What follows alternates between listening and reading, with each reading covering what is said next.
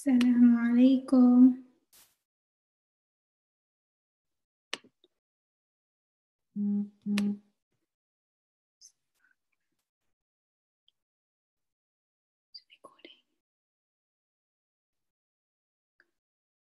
Oh, participants, okay. Assalamu alaikum. Can you guys hear me? I see 3 attendees. Sister Johanna, assalamu alaikum. Layla, assalamu alaikum. Let me know if you guys can hear me.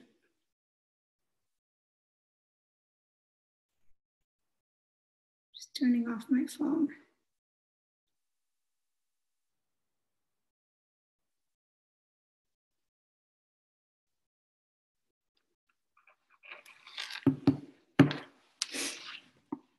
Assalamu alaikum, Amina.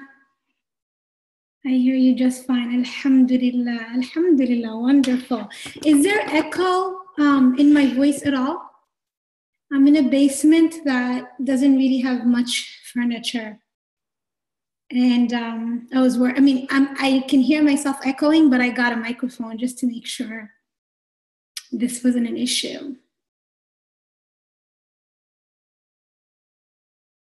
Alhamdulillah. Awesome.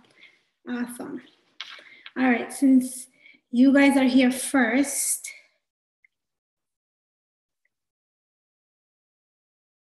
yeah, I think I know how to do that.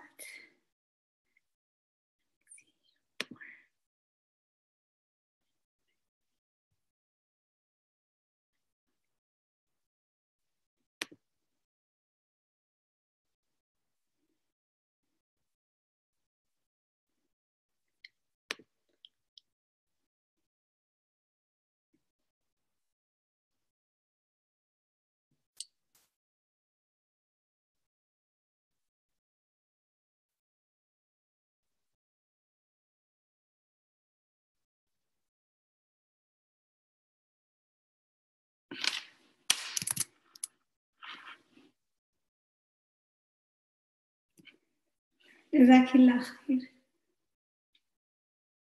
Jazakillah khair. Assalamu alaikum, Amal. All right, we'll start in just a few minutes, inshallah.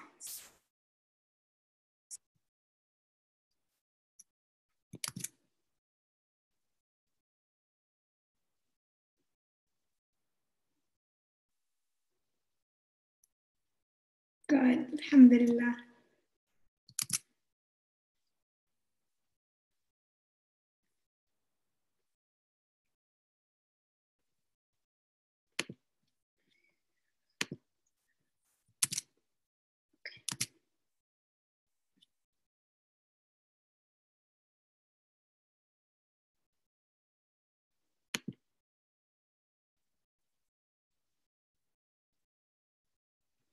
I'm trying to connect this.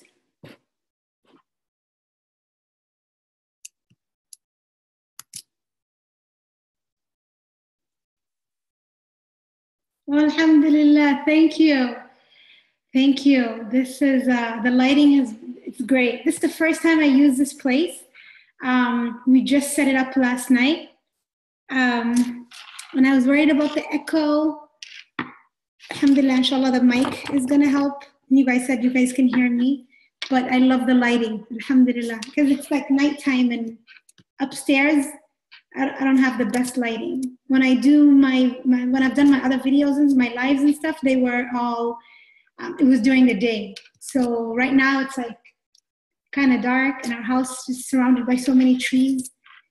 Okay, well, I guess this is not working.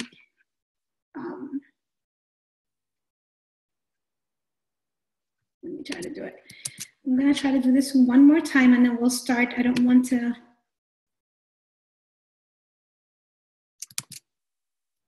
Well, live stream never went through.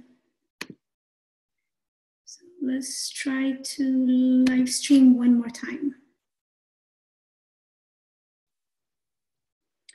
Yes, let's do it on my timeline.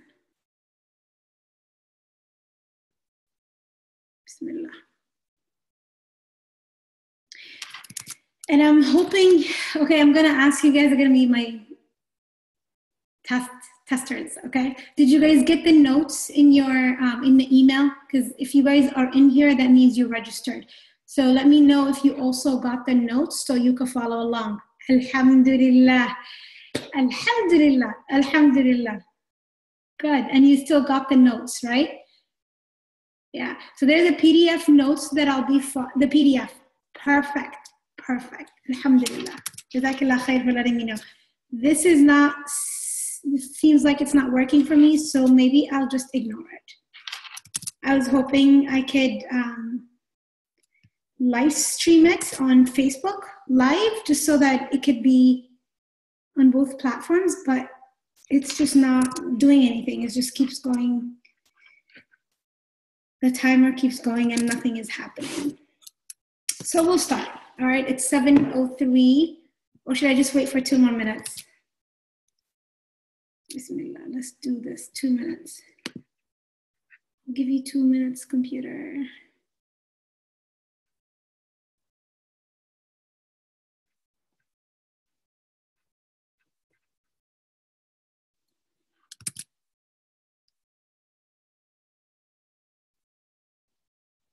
Thank you, Layla.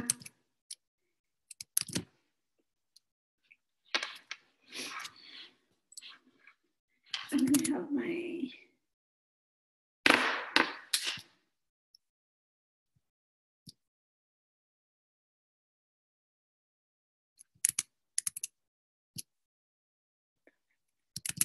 and I have my notes on the screen.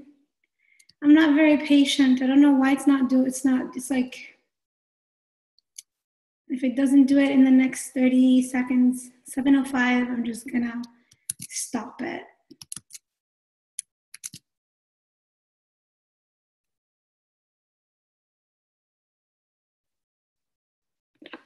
It says that, yeah, it says that for me as well. But then I guess when you go to Facebook, let me see if I go to my Facebook, what happens. If I go to my Facebook, I don't see anything.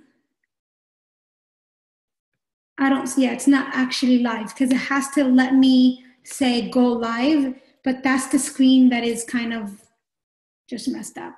And you know what I'm gonna do? I'm just gonna go ahead and close it. قدر الله ما شاء فعل. I tried. Maybe I'll just put up a recording because this is recording. And I hope I can figure out how to stop it. All right. Bismillah walhamdulillah wassalatu wassalamu ala rasulillah. رب اشرح لي صدري ويسر لي أمري واحلل عقدة من لساني يفقهوا قولي.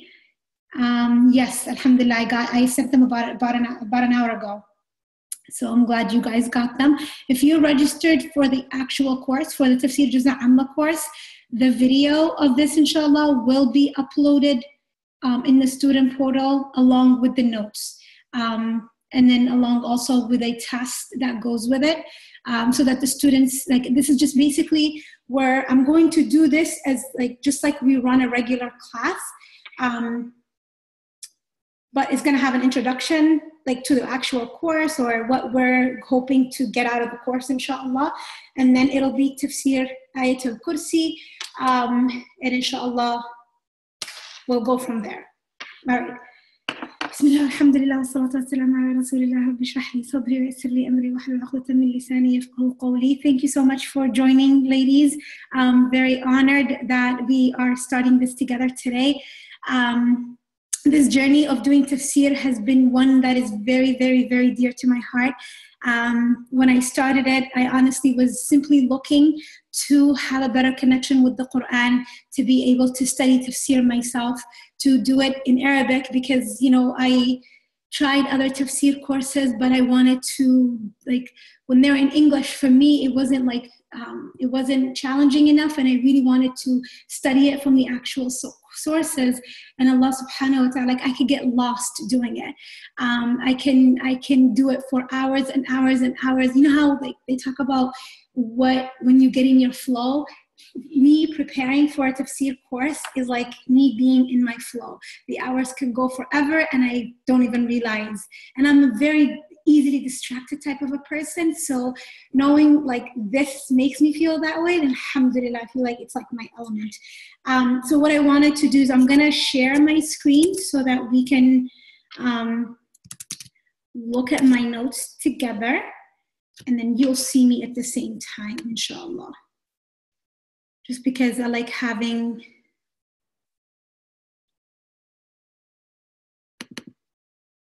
so you see me and you see the notes at the same time, right? All right. And then I'll stop every once in a while, just go back to the chat box and see me and make sure that, you know, if there was any questions, if there was anything, there is a specific button for questions. So if you have a question about what we're talking about, maybe send it as a question so that I know later it's not just part of the chat. I'm not going to look at the chat because I get so distracted and I will lose my thoughts.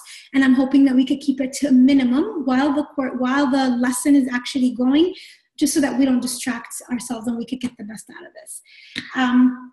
So what will we cover today? I'm going to go a little bit into the power of the Quran. I'm going to share with you some verses and a dua that is very beautiful and very powerful about the power of the Quran and what it can do for us.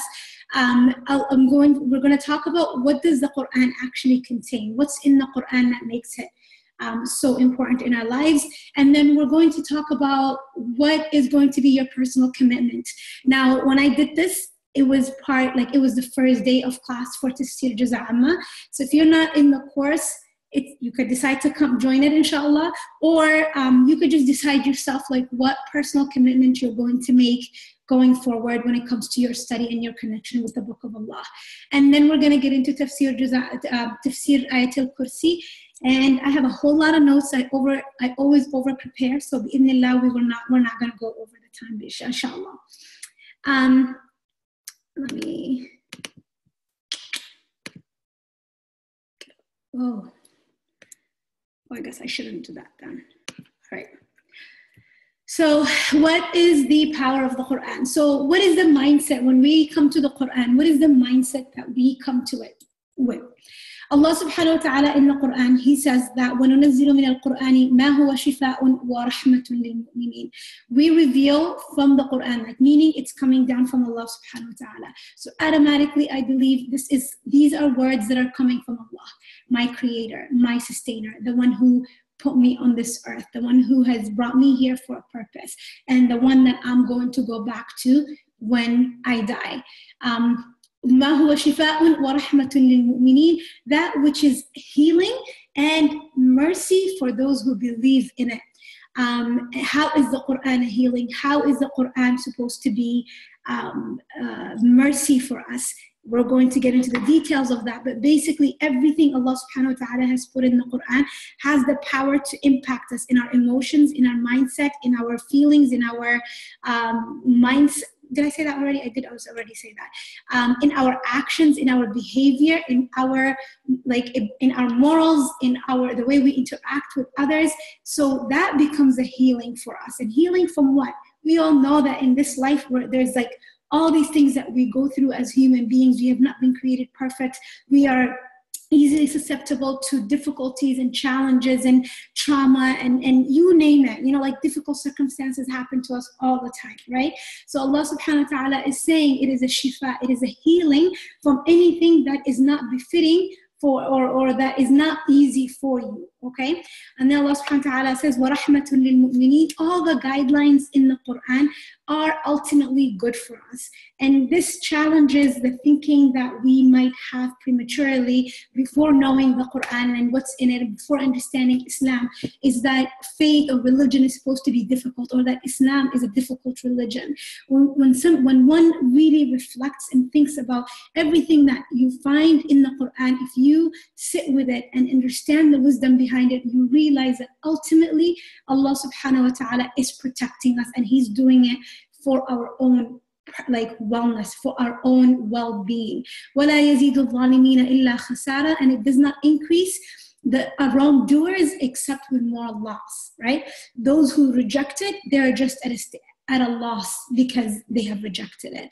The second ayah is إِنَّمَا الْمُؤْمِنُونَ الَّذِينَ إِذَا ذُكِرَ اللَّهُ وَجِلَتْ قُلُوبُهُم. Who are the true believers?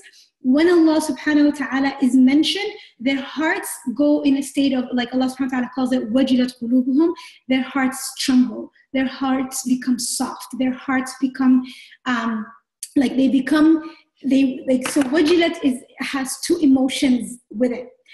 One is like that fear of Allah subhanahu wa ta'ala because you know Him, but then it's also accompanied by your heart becoming soft, you becoming like, you wanting to seek Allah subhanahu wa ta'ala, you wanting to seek the easier route or to be easy with others. Both emotions come with the word wajilat qulubuhum. Allah subhanahu wa ta'ala warns us in another part of the Quran to not be of those whose hearts became hard. Right? وَلَا تَكُونُوا كَالَّذِينَ قَسَتْ قُلُوبُهُمْ. Do not be like those whose hearts became hard, and Allah subhanahu wa ta'ala let them, like, basically they were led astray. Right? So if Allah subhanahu wa ta'ala is warning us from that, He's telling us the Quran or the words of Allah is what will soften your heart, right? وَإِذَا تُلِيَتْ عَلَيْهِمْ آيَاتُهُ زَادَتْهُمْ إِيمَانًا. Whenever the verses of Allah are revealed to them, it increases them in faith. It increases them in strength in their faith. Now, as Ahl Sunnah wal Jama'ah, we believe like there is a bare minimum of faith that we all have. But then faith kind of goes up and down, right? The way I feel today when I'm like in a very highly spiritual time is not going to be the same way I feel when I'm maybe tired or right after work, or I haven't been in that right environment, or I haven't been doing things that remind me of Allah subhanahu wa ta'ala. So as soon as the reminder of Allah subhanahu wa ta'ala hits us, what happens? Our hearts become soft. It increases us in faith. وَعَلَىٰ رَبِّهِمْ يَتَوَكَّلُونَ. And then it guides them and it leads them to increase their trust in Allah subhanahu wa ta'ala. As we go with the Quran, we will realize that there is types of worship. There is the physical worship that we do, there is the worship of the tongue, and then there is the worship of the heart. Tawakkul, which means reliance on Allah, is it's a worship of the heart, right? You can't really touch it, right, or feel it, but you can't touch it, but you can feel it. So what increases it? Because we all need it to go through this life knowing that Allah subhanahu wa ta'ala is the one that will take care of us. And we have different levels of it. The worship of the heart, it increases in its quality. So the more we read the Quran, the more we are connected and we're reminded of Allah subhanahu wa ta'ala, the more that tawakkul, that reliance on Allah is increased for us. الَّذِينَ آمَنُوا وَتَطْمَئِنُّ قُلُوبُهُم بِذِكْرِ اللَّهِ.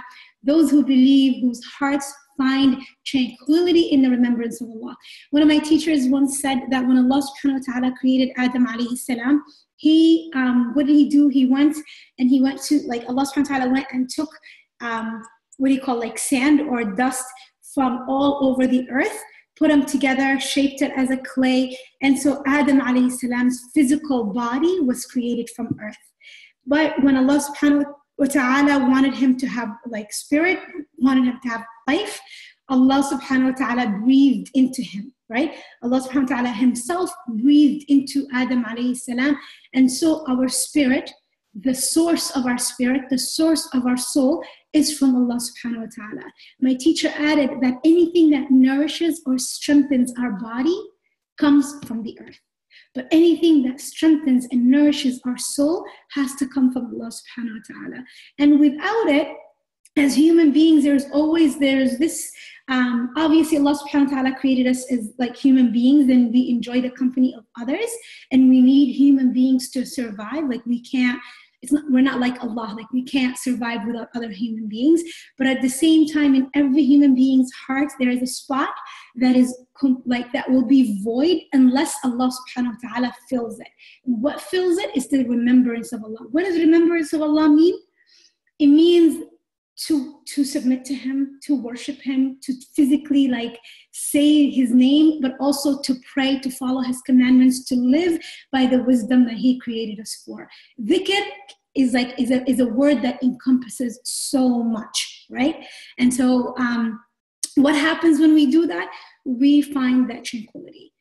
That tranquility in this dunya even though, like, basically what it means is that it's not going to mean that we're completely free of difficulties or that we're completely free of challenges. We're still going to have those because we're human beings and we live in this dunya.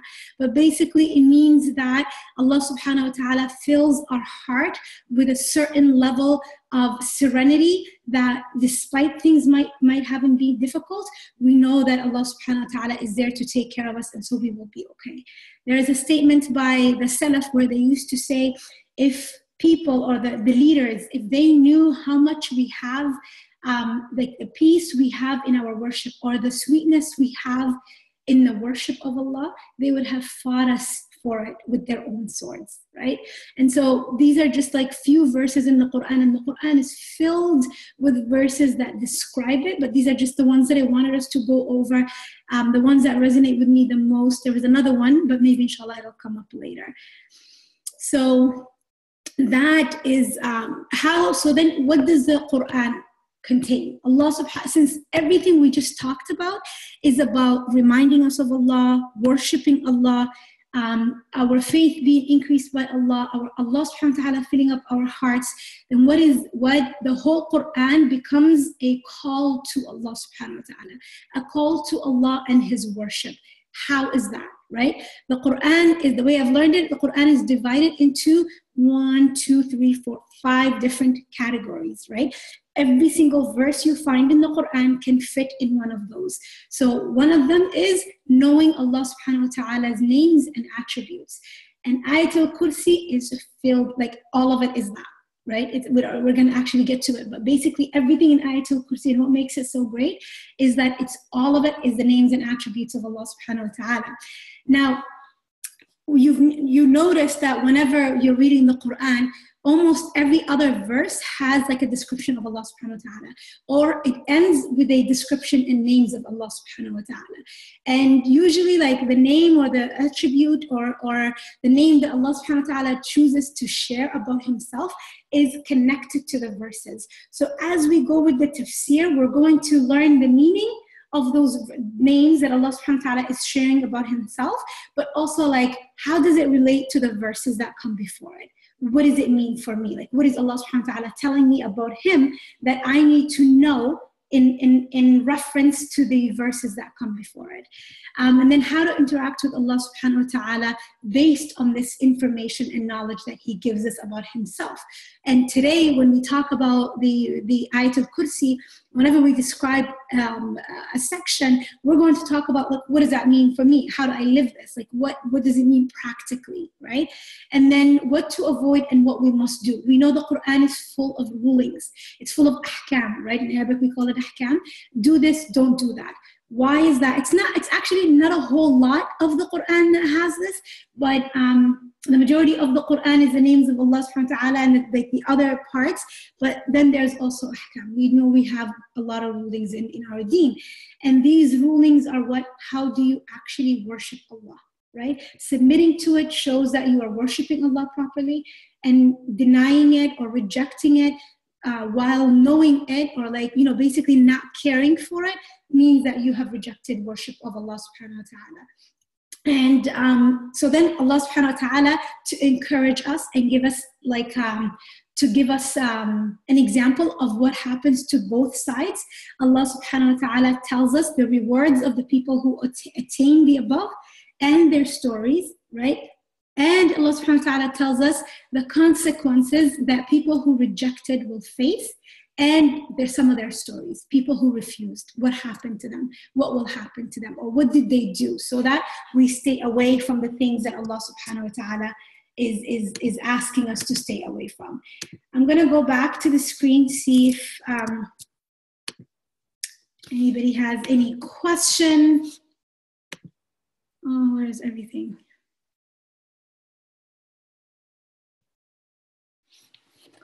Maybe I'll stop to share. Okay, yeah. Does anybody have any questions up to this point in what I have talked about?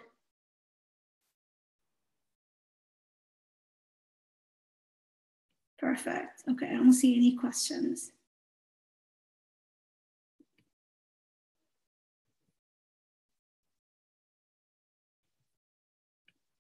I don't know if I should look up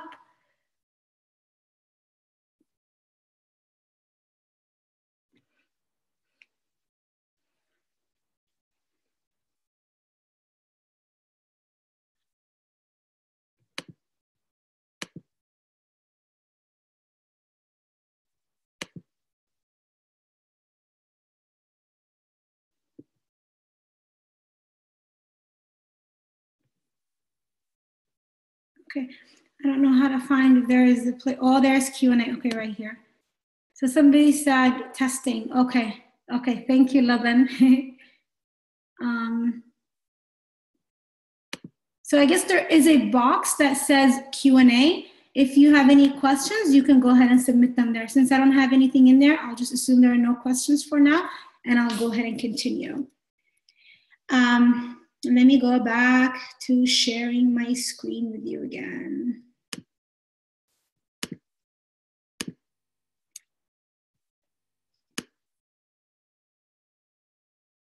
All right.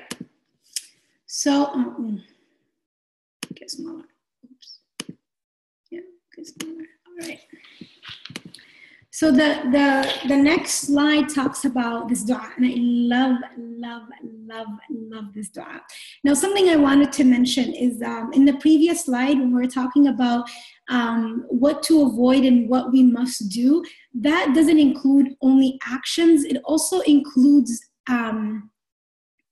emotions, certain emotions like jealousy or what do you call emotions that are negative, that are not befitting for a heart that believes in Allah subhanahu wa ta'ala. Whether it is like competition, jealousy, hatred of the people who believe, what do you call, let me see, like morality, like taking care of the people who are in need, taking care of like what do you call, orphans, being good to our parents, being good to our families.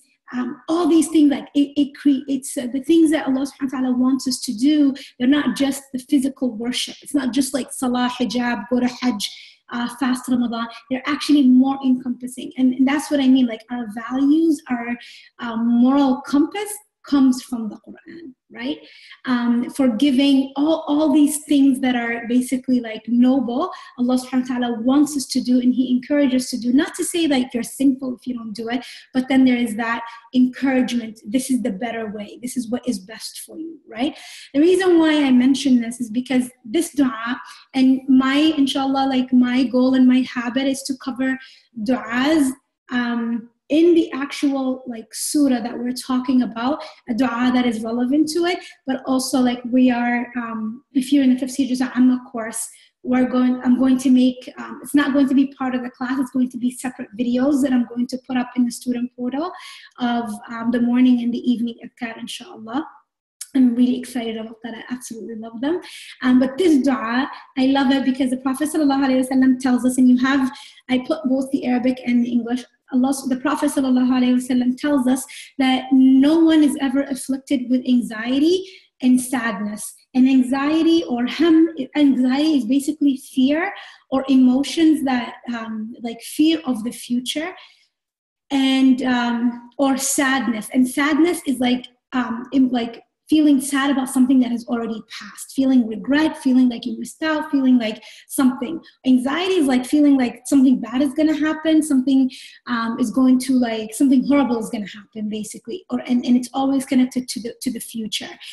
And you know what's interesting is that when those two emotions that we all struggle with as human beings, like nobody's free of them, we're not in the state of present, like we're not in the right now, right? So what brings me in the right now? The Prophet ﷺ says when a person feels like that, they should say this dua, and Allah subhanahu wa ta'ala will alleviate whatever it is that they're feeling. What does the dua say? Oh Allah, Allahumma inni abduka, ibnu amatika. Oh Allah, I'm your slave, the son of your slave, the son of your female slave. My forehead is in your hand. Nasiyati biyadik. Your judgment will definitely pass on me. Madin fiya hukmuk, adlun fiya qada'uk. Your decree is just for me. So whatever happens to me, you basically, like, we're making a connection with Allah. We are telling Allah subhanahu wa ta'ala how vulnerable we are. Like, Ya Allah, you know me. I am so-and-so, the child of so-and-so, like, you know my past, you know my history, you know my future, you know everything I'm going through. You're feeling me right now in the moment, right? And then you're saying, like, where is it? My forehead is in your is my forehead is in your hand. I want you to put like underline that, because I'm going to explain what, like, the wisdom behind mentioning that. Your judgment. So whatever you decree, whatever happened in the past or whatever will happen in the future, it's by you, and I'm okay with it. I accept it. I am like, I'm going to be fine with it, because I know it's your decree. And ultimately, Allah subhanahu wa ta'ala, what we know, we believe that Allah created us and wants the best for us. Allah subhanahu wa ta'ala did not create us to punish us. Or Allah subhanahu wa ta'ala did not create us to put us in a state of misery, right? That's why He continues to take care of us. So then you're saying, then what should happen? I ask you, by every name that belongs to you, that you named it to yourself, or revealed it in your book, or that you taught it to any of your creation, or that you kept it with you in the knowledge of the unknown, that you make the Quran the comfort of my heart. And in the Arabic, it says, أَن تَجْعَلَ الْقُرْآنَ رَبِيعَ قَلْبِي, that you make the Quran the spring of my heart. And I know they translate it as comfort, but basically, what does spring mean? What does spring mean for us people who live in Minnesota? It means no snow. It means rain, flowers, renewal, revival. What else does rain, like, think about all the other things that spring means to you. You're asking Allah subhanahu wa ta'ala to make the Quran that spring. Whatever words you use to describe spring, you're asking Allah subhanahu wa ta'ala to make that in your heart, revive your heart, make your heart rejuvenated, make your heart new, make your heart a place of comfort, a place of joy, a place of excitement, a place where we see like the birds chirping, and you're just, walking around skipping, because your heart is just filled and it feels centered and it feels happy. What is doing that? The Quran is doing that. And the departing of my anxiety, and alleviating of my sadness and the departing of my anxiety. Allah subhanahu wa ta'ala, this is what the Prophet ﷺ is saying, if you make that dua, Allah subhanahu wa ta'ala will definitely make his sadness and anxiety go away, and it will replace it for him with something better, right? Now, I said to put a line under Nasiyati Biyadik, and this is something I find so fascinating. I'm reading this book right now with two friends in a book club, but basically it's called No Drama Discipline, and it's written by Dan Siegel and Tina Bryson. They're I guess Dan Siegel is known for being he writes parenting books. He's a doctor, but basically he focuses on the science of the brain. And so how do we parent our children so that we, in a way where we understand what's happening in their brain. And so I copied this section because he talks about the front of the brain, not the top part of the brain, and how that top part of the brain helps you do these things. It helps you make sound decision making and planning, your regulation of your emotions and body, personal insight, flexibility and adaptability, empathy and morality. He talks about how the lower part of the brain is where fear comes from, is where anxiety comes from, is where being emotionally irrational and angry and all these negative emotions that are I don't want to just call them negative, they all serve a purpose, right? These emotions that we don't want, they are coming from there. So when we are trying to reason with a child, or I was thinking, when I'm trying to reason with myself and I find myself in a state where I'm not being very rational, what can I do, right? And basically Allah subhanahu wa ta'ala is telling us that this part of your brain is what you need. And so we're asking Allah subhanahu wa ta'ala ultimately to bring us to think rationally, right? Because when we're in a state of sadness and anxiety, we're not rational. We know we shouldn't feel like that, right? We all consciously know it, but then that emotion overpowers us, right? So we're asking Allah subhanahu wa ta'ala to help us with it and to guide us to a place where we're making sound decisions, where we're planning, we're regulating our emotions, we're using the morality that we know. And the reason why I wanted to emphasize that in empathy and flexibility and adaptability, where is the source of that? Right? So in this book, he talks about we got to teach this to children. We got to help our children develop that. And then what I put next to this part, when I highlighted it, and I put next to it, where is my brain at? where am I at? Like, what am I doing with my own, what am I doing with my own, where have I been with my own brain? You know, like how, because sometimes we all become irrational. But then I also like see others, some of my, like specifically one of my friends who, when we get into a difficult situation, unlike me, she knows how to just like become very rational and just focus on how do we get out of this. So she wants to make a decision, she wants to plan, she wants to do that. For me personally, I go crazy, I go around the corner, I do all the stuff, and then I come back and I'm making a rational decision. So I love this dua because it connected to something that I was reading right now, and the power of the dua itself. It's not that also that you experience this, but also in other, like I've also learned that this dua, if you say it and then you say after it something that you are asking Allah, like you are seeking something from Allah, that dua is also answered. So I ask Allah subhanahu wa ta'ala that it becomes a source of comfort for us. Highlight it, write about it, what feelings and what emotions is it giving you, and how are you going to like maybe memorize it and start implementing it in your life, inshallah.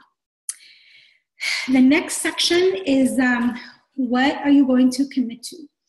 Based on everything that we have talked about, the Quran is like truly powerful. And the Quran, like we were talking about, is if 1/3 of it is describing Allah subhanahu wa ta'ala, when Allah subhanahu wa ta'ala describes himself to us, he's comforting us, he's telling us about him and making it easier for us to worship him. But also what happens is that we look at the names and attributes of Allah subhanahu wa ta'ala, and it has a direct impact in our in who we are, in our emotions, in our mindsets, in our behavior, in the way we interact with people, in the way we carry ourselves. If I know Allah subhanahu wa ta'ala is the most generous, and I'm feeling greedy because I'm naturally greedy, then I'm going to want to be like Allah subhanahu wa ta'ala in his generosity, and I'm going to like work on that part of myself by reminding myself Allah subhanahu wa ta'ala is the most generous. If I want him to be that generous with me, then I'm going to try to be that with this other person, you know, that is in my life or whatever. So knowing that the Quran has that light to completely transform our heart, to nourish our heart, and like it's like, you know, your heart is right here, you pour the words of Allah subhanahu wa ta'ala on it. What do you want to commit to? How do you want to reap the benefits of the Quran, knowing that this is what it can do for you? And this is, I'm saying this because this is something we could be very intentional about. One of the du'as I've been making this year in Ramadan was Allahumma nazzil al-Qur'an ala qalbi. Oh Allah, like reveal the Qur'an and my heart. And to me, I got that because Allah subhanahu wa ta'ala tells the Prophet sallallahu alayhi wa sallam, نزل به الروح الأمين على قلبك لتكون من المنذرين. Allah revealed the Qur'an and your heart. Right? So it's like Muhammad sallallahu alayhi wa sallam was chosen and his heart was prepared, because our hearts are naturally like rebellious. They're hard. We don't want to easily submit. And you know, like some of us struggle with that more than others, right? And so asking Allah to like make my heart so soft that when I hear the words of Allah, or when I hear the reminder of Allah, or when I hear what Allah is expecting from me, it becomes so natural for me to just submit, to just do it, to honor it, to embrace it, and doing it with like grace, with joy, not with like difficulty. Because what happens is that sometimes we are filled, like we have expectations of ourselves that Allah subhanahu wa ta'ala does not even have for us, right? So what that was, to me, like that's what I was making dua for this Ramadan.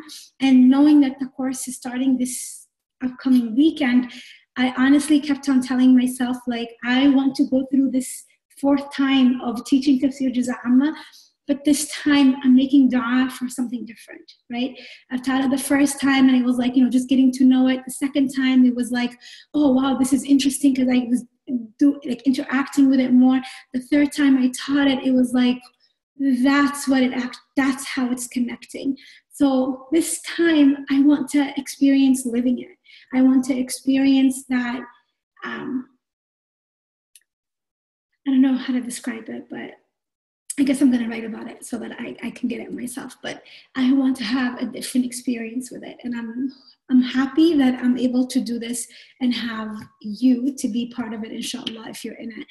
And then something else is that the Prophet ﷺ tells us is that if you learn one thing, then teach it to somebody else. Like, بَلِّغُوا عَنِّي وَلَوْ آيَةً, convey from me, even if it was one ayah. So who are the people who are the people we want to share it with, and how do we want to share it with? And being mindful of the fact that if we can share something verbally, but we can't force somebody. Like, usually, like, I guess when something is new to us, we are so like strict about it, right? That's just the process of change. We become like, oh my God, this is everything, you gotta take it. We kind of lose that compassion that comes with it. But how do we do it in a way where we are intentionally compassionate and we're sharing it? Because subhanAllah, like, if you learn one ayah and you share it with your daughter, you share it with your husband, you share it with your children, you share it with your mother, you share it with a neighbor, like, you get the reward of them working on it. And subhanAllah, sometimes we share things when we have not even implemented it ourselves, but we realize that we did that because Allah guided us to it, and because of it, we're earning so much reward. I remember a friend of mine once said to me, Kaltoon, you taught me a dua that I always say in my sujood. And I said to her, what is that dua? And she said, you said to me, oh Allah, I ask you Jannah and I seek protection from the hellfire. And I remember telling her, like, I don't even make that dua. Like, that's not even a habit for me. Like, how are you doing it all the time? So apparently, one day I go to her house, I'm excited, I had just learned this, and I just shared it with her. And Allah subhanahu wa ta'ala counts that as sadaqah jariyah. Like, my intention was not to not act upon it. My intention was to just share the khair. Give it out, pass it out. And you don't realize, like, you come on the day of judgment and you realize you have mountains of good deeds simply because you shared it, right? So how are we going to be intentional in doing that? Let me come back to you all and ask you, see if you have any questions, if you have any thoughts.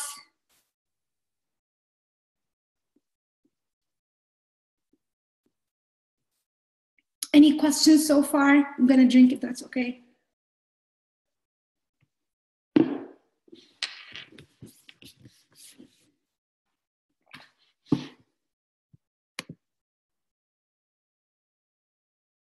I actually already answered this.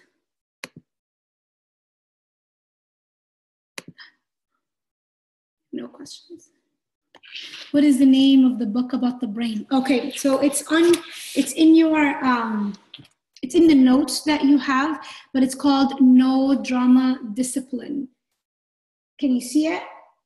It's called No Drama Discipline, The Whole Brain Way to Calm the Chaos and Nurture Your Child's Developing Mind by Daniel Siegel.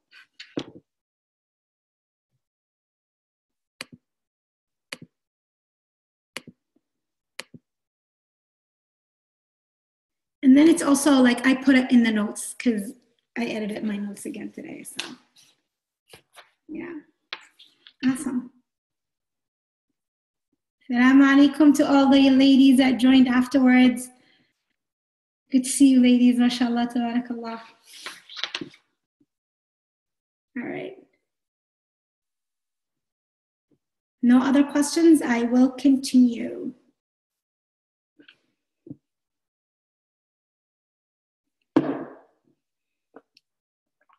Okay. Starts down there. Awesome. All right, I'll go back. Where is it?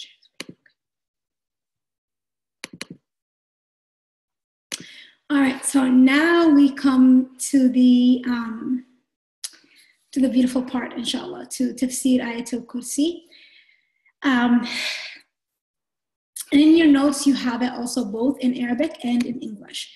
And I wanted to ask everybody, maybe let me come back and how many of you have this ayah?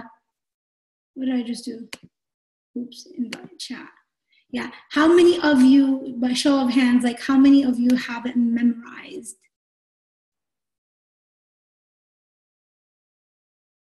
Yeah, wow, mashallah, I'm getting all these hands being raised on the side.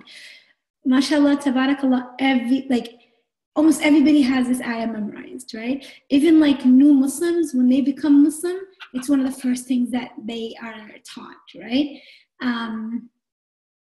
And it shows you like this is the greatest ayah in the Quran. This is an ayah that is in Surah Al-Baqarah, the greatest surah in the Quran. This is an ayah that contains some of the greatest names of Allah. So there's like multiple things that this makes this surah so like amazing, right? And every time I realize because of like the number of times that I've taught it, or what I have learned about it, I am like, this is my to-go-to surah. I'll just randomly read it throughout the day. And I don't know why I do that, because as we're going to learn, where there are certain times that it's actually recommended, but somehow if I get scared, if I'm getting out of the house, if I'm just now coming back in the house, I start to read it and I'm like, why am I doing this? And so I wanted to start with a story of a woman that I always think about whenever I do that. And I'm like, you know what, Coach, inshallah, it will help you, or if the surah will help you. Like, there is all the words of Allah subhanahu wa ta'ala are great to use at all times.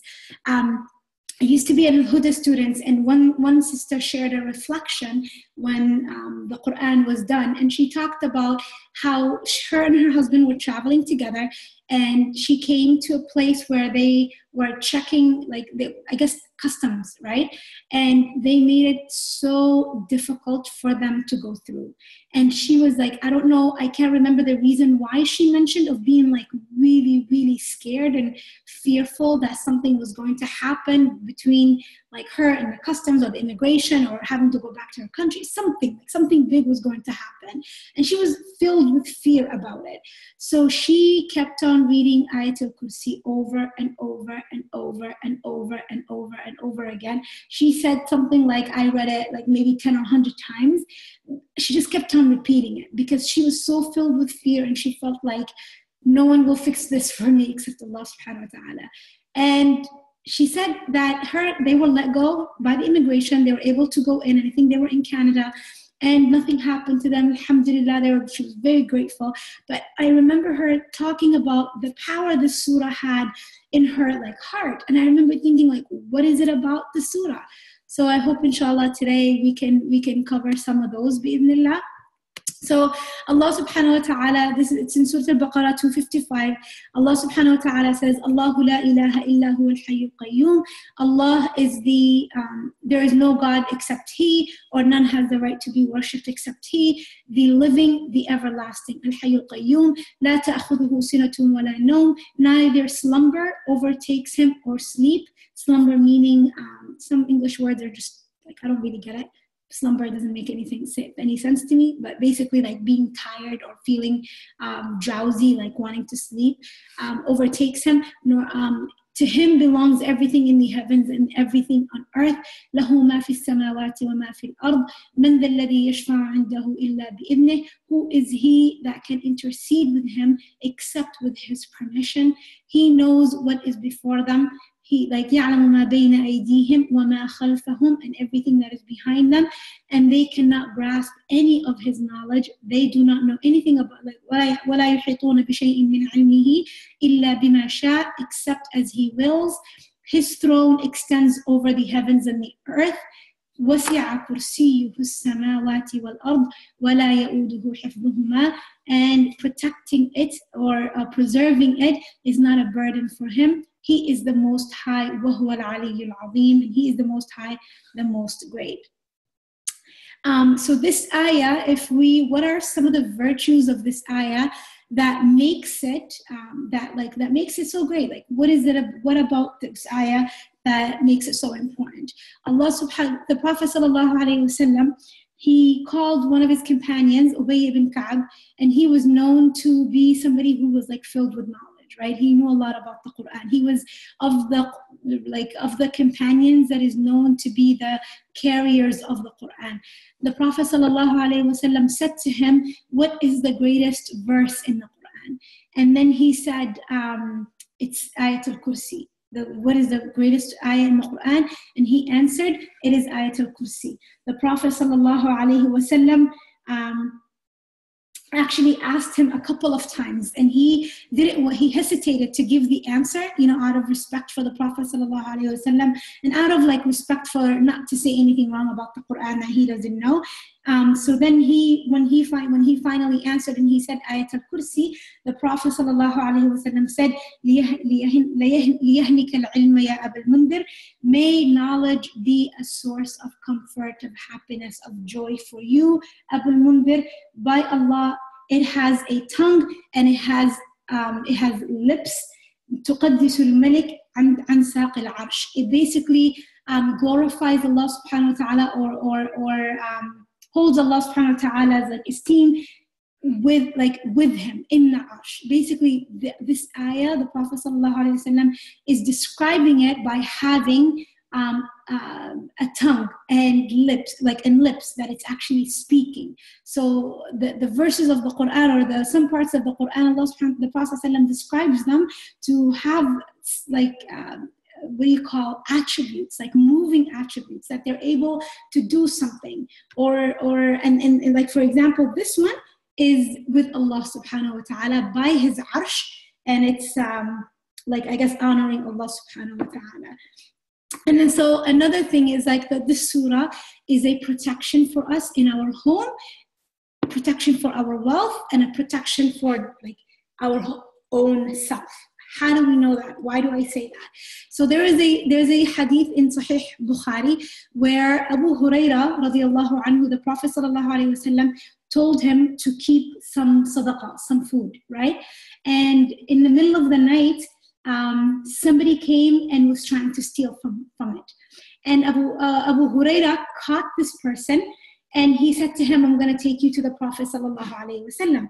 And this person started begging Abu Huraira radiallahu anhu, and he said, please don't do that. I will never come back.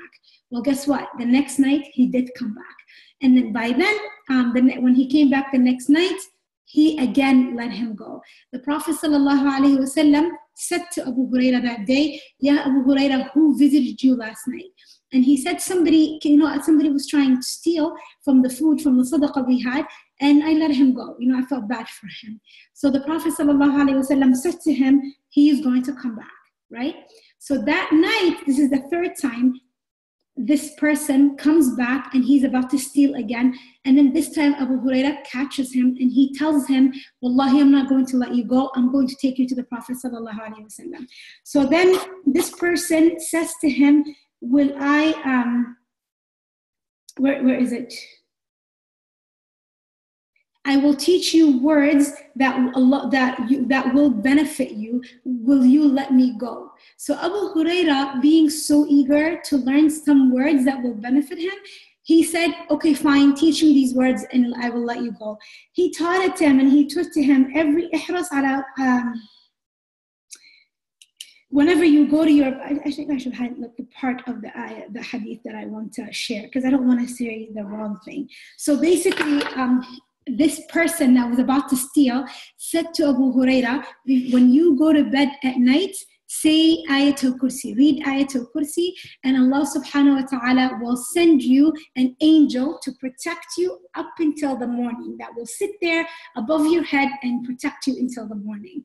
And so he said to him, read Ayat alKursi and Allah subhanahu wa ta'ala will protect you. So the next day, the Prophet ﷺ, he said to him, what did that person do? What did you do with him? He said, he did come back, but he told me he was going to teach me something, so I didn't bring him to you. And then the Prophet ﷺ asked him, what did he teach you? And he said to him, he taught me to say Ayat al-Kursi before I slept at night, and that Allah subhanahu wa ta'ala, if I did this, Allah subhanahu wa ta'ala will appoint for me an angel that will sit there and protect me until the morning. So the Prophet ﷺ said, ذاك الشيطان, that was shaitan that came to you, صدقك وهو كذوب, he told you the truth even though he is a habitual liar. Even though he is known to be a liar, he told you the truth in this one incident, right? So some of the lessons we learn from that is that, shaitan, as evil as he is, he still did something good. Right? He taught Abu Hurairah radiallahu anhu something good. But at the same time is that when we're going to bed at night, we need protection, right? Things can happen. And what protects us is that Allah subhanahu wa ta'ala will send an angel to us that will sit there and until the morning and protect us. And I know when my son was little, around the age of 3, you know how children develop like this fear of monsters and something is under my bed. And wallahi, like I told him this, I told him, you know, Imran, when we read alKursi, Allah subhanahu wa ta'ala will send you an angel that will be there with you until the morning and nothing will happen to you. And this kid, like, he didn't struggle with fear. In fact, like, he would tell me, like, he would get upset, like, Quran, like, before, you know, like, he won't let me leave the room if, you know, like, we're tired sometimes and just don't have the time. He's like, no, Quran, like, you gotta read my Quran, you know? And so, knowing that for us too, like we don't miss it, because we know that when we sleep at night, shaitan comes and ties 3 knots on us, making it difficult for us to wake up in the morning for Salat al-Fajr. So knowing that this ayah, just reading it, will protect us and protect us from shaitan. So this is a protection for our own self. And then how is it so this is a specific time, like before you go to bed. Your notes say when, next to it you write like, obviously before we go to bed. Then the other hadith is another one that the first time I read it, I was like really freaked out, to be honest. But basically, Ubay ibn Ka'ab is the same companion that we talked about in the first hadith. He said, he's telling his son that he had a container that was filled with dates, and he realized that these dates were diminishing, like they were becoming like less every day. So he guarded it one night, and he saw a creature that looked like something between a monkey and a human being. Like it didn't look right? That's what I meant, like kind of freaky. And when he touched it, he said that he felt like a dog and had the hair of a dog. So he said to him, A'udhu billah, like, are you a human being or are you jinn? And he said to him, like, all of the jinn know that I am the most powerful of them. And Ubay ibn Ka'ab asked him, like, why are you here? He said, we know that you love to pay sadaqah, so we came to try to steal from you, like take away from you. Take away like what you are giving away in sadaqah. So he said to him, like, you know, what will protect us from you? So this jinn said to him to read Ayat alKursi, Allahu la ilaha illa huwa al-hayyul qayyum, in the morning. Then Allah subhanahu wa ta'ala will protect that person from us until the night.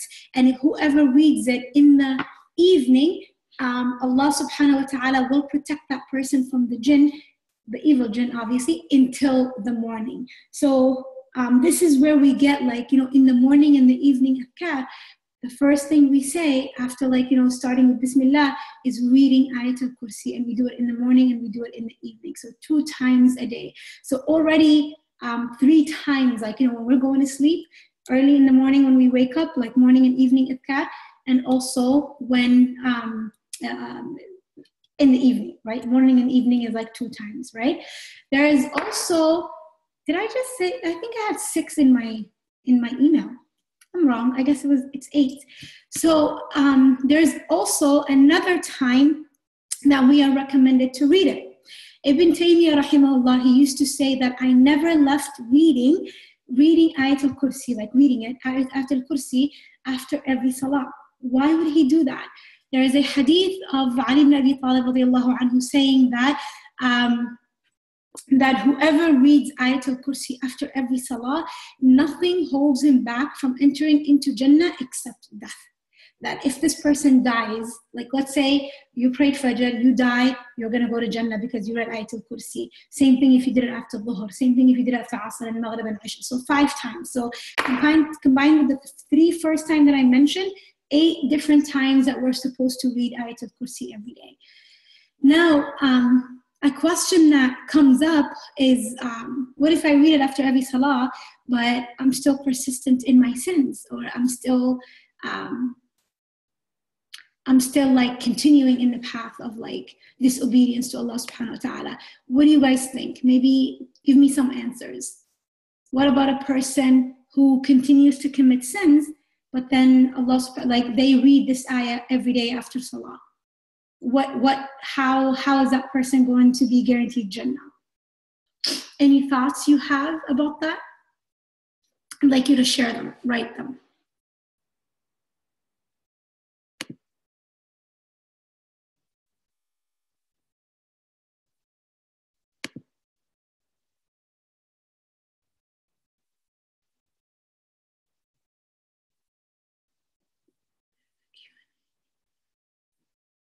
I'll give you a minute. I'll give you guys a minute to write some of your answers. I have a question here.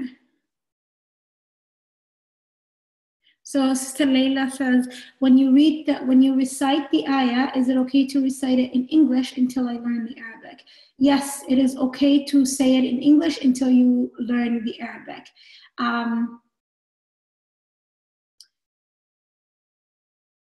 Yes, it is okay to read it in English until you learn it.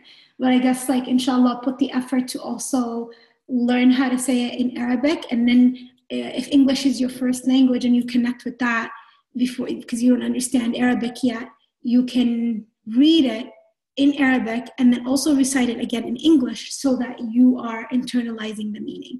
Not in the salahs, when we're praying, we read Quran in Arabic. We don't read it in English. So when you're praying, the verses that you're praying with, those are supposed to be in Arabic. The hadith is still valid. The person could have died right after reading it before they commit the sin. Okay, that's good. That's a good idea. The hadith is definitely valid. Let me see. Allah can also guide the individual to die with shahada or asking for forgiveness at the moment they're dying after the sin. That is true too. But then this person, if you look at my notes, it says like they're persistent. Persistent on a sin means like they know it's wrong, but they keep doing it.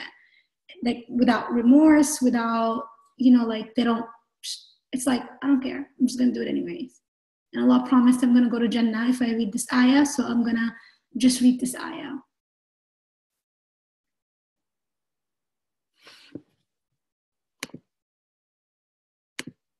Okay, so the sinner who continues to read Ayat alKursi is showing her reliance on Allah, the key conveyance of Allah subhanahu wa ta'ala's salvation. So that's a good point. I like that, because that's a person who, despite their sin, is still hopeful, which is something like great. Like we're supposed to have that. Alhamdulillah. I love that answer. Ifrah, salam alaikum, ifrah. Perhaps they will be judged based on their weight of their good deeds versus bad deeds, but Ayat al-Kursi will be their witness. That is another great point. So the thing is, like, whenever Allah subhanahu wa ta'ala promises, or the Prophet sallallahu alaihi wasallam promises, let me see this answer. I will say that it is the same concept as tawbah or repentance. For a believer, it's best for them to keep returning back to Allah. Exactly. So all of what you guys have said is correct, right? We worship Allah subhanahu wa ta'ala based on hope, right? And we admit the fact that we're still a human being, we still have shortcomings, we're not going to be perfect, we're not going to meet Allah subhanahu wa ta'ala completely devoid of sins.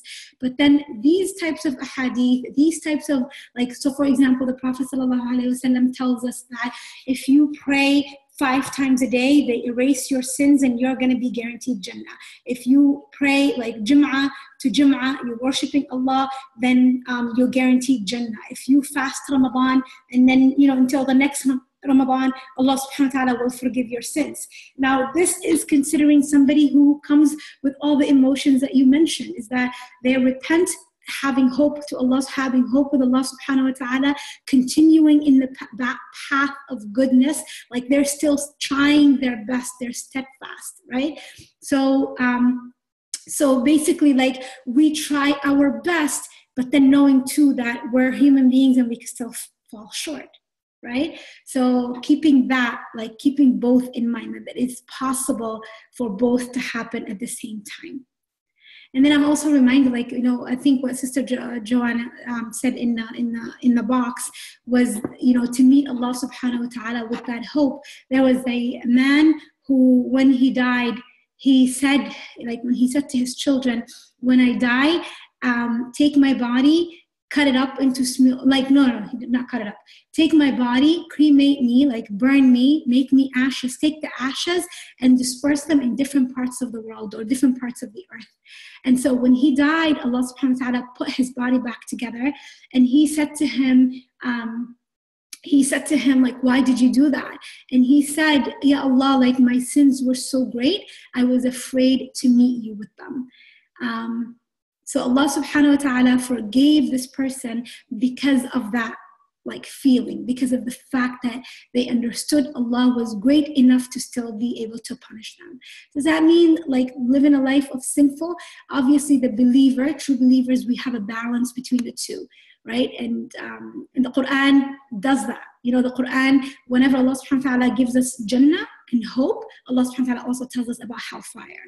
And so that, as a consequence, is not something we ever want to deal with. So that should be our motivation. Even like when we become weak, like thinking that Allah subhanahu wa ta'ala is not pleased with me, Allah subhanahu wa ta'ala could be angry with me, the angel of death can come to me right now, the hellfire is not a good place, the punishment of the grave is not a good place, the things that will happen to me in this dunya based on this sin is not going to be like something enjoyable. So knowing all of that, that helps us balance like fear and hope, and obviously doing it because we love Allah subhanahu wa ta'ala, right? Okay, let me go back. Share screen again. Okay, so then this ayah contains the greatest name of Allah. The Prophet ﷺ, he heard Anas ibn Malik say this dua. He heard him say a dua, and in that dua, Anas ibn Malik says, Allahumma inni as'aluka bi'annaka anta al-ahad as-samad alladhi lam yalid wa lam yulad الحي القيوم يا ذا الجلال والإكرام يا حي يا قيوم. The Prophet ﷺ said to him, he said, like he made dua with the greatest name of Allah. If Allah subhanahu wa ta'ala is asked with it, he answers and like he gives. And if he is like being like asked, whatever you ask him for, he gives it to you. Now, what I learned in a course with Sheikh Yasir Qadi is that this basically there's a difference of opinion between the scholars of what is actually the greatest name of Allah. Because in this dua that I just mentioned, or that Anas ibn Malik made, he mentioned a number of names of Allah. Many of the scholars hold the opinion that the name of Allah, the greatest name of Allah, is the name Allah himself, or that it is al-Hayy al-Qayyum, because there are other narrations that say specifically, we find it in Surah Al-Baqarah, in Surah Al-Imran, and in Surah Taha. So, and the names that are mentioned in those three surahs is al-Hayy al-Qayyum. So basically, there's difference of opinion, but then the consensus is we actually do not know what is the greatest name of Allah. The scholars take guesses at it based on different narrations, based on different narrations that they heard from, like, you know, from the companions of the hadith. Some are authentic, some are less authentic. So what is the goal? Is that all of the names and attributes of Allah subhanahu wa ta'ala are great. All of the names and attributes of Allah subhanahu wa ta'ala, we're supposed to make dua with them. All of the names and attributes of Allah subhanahu wa ta'ala are, inshallah, going to open the doors of answering our dua for us, right? That's the lesson. So what is actually the greatest name of Allah? Inshallah, all of them. There is no one authentic hadith that says this is the greatest name of Allah. There are multiple hadith that point to them, but we actually do not know for sure which one it is. A lot of opinions say it is Allah. A lot of them say al-Hayy al-Qayyum. Okay? So why is this ayah considered the greatest name of Allah? And I wanted to actually move this slide all the way to the end because it kind of summarizes everything. So what I will do, I will come back for it. Okay? We will come back for it. So let's dissect each part of the ayah. I think I'm done with this. Yeah, I think I'm done with this. Okay, so this one I'm done with. I usually get confused by my own notes. Okay, so this slide right here, who is Allah subhanahu wa ta'ala? So the whole ayah is describing Allah subhanahu wa ta'ala to us. Allah subhanahu wa ta'ala starts by saying, Allahu la ilaha illa huwa al-Hayy al-Qayyum. Allah is the only, none has the right to be worshipped except Him. Huwa al-Hayy al-Qayyum, He is the ever-living. He is the sustainer of everything. So the word Allah himself, what does it mean? Allah, the word Allah means is the name that is like The only person known to be Allah is Allah himself. No other human being ever called themselves, other human being or any other God that is ever worshipped on earth has been called this name. So it's unique to Allah subhanahu wa ta'ala. And in the Arabic language, it means al-ilah, Allah is the one who the hearts are in awe of. I think I have it here. The one who the hearts are drawn to and they love him, and the hearts are in awe of him and they are devoted to him. So there's that worship, there's that awe, there's that love, there is the basically that like we're drawn, like we just want this being. We are all seeking this being. Whenever all these emotions come together in the most perfect way together, then that being is a being that is worthy of worship. Now, in the Arabic, or when you read an English translation, and both are okay, like Allahu la ilaha illa huwa Allahu la ilaha illa huwa is usually translated as Allah, there is no God but him, right? So if you take that, like in an Aqidah course, you obviously go in depth, right? Or you, like when you're studying terminologies in a class, you go in depth and you learn exactly what does it say. What the verse actually says, Allahu la ilaha illa huwa, Allah, there is no ilah except him, right? And we all know by default how many gods are worshipped in the world besides Allah. So many. You cannot even count them. Just the Quraysh themselves, they had 360 around the Kaaba, right? That they used to worship, and they used to call him my ilah, my God, right? So Allah is saying there is no God, and in Arabic it's implied worthy, or one that is like that deserves to be worshipped except Allah.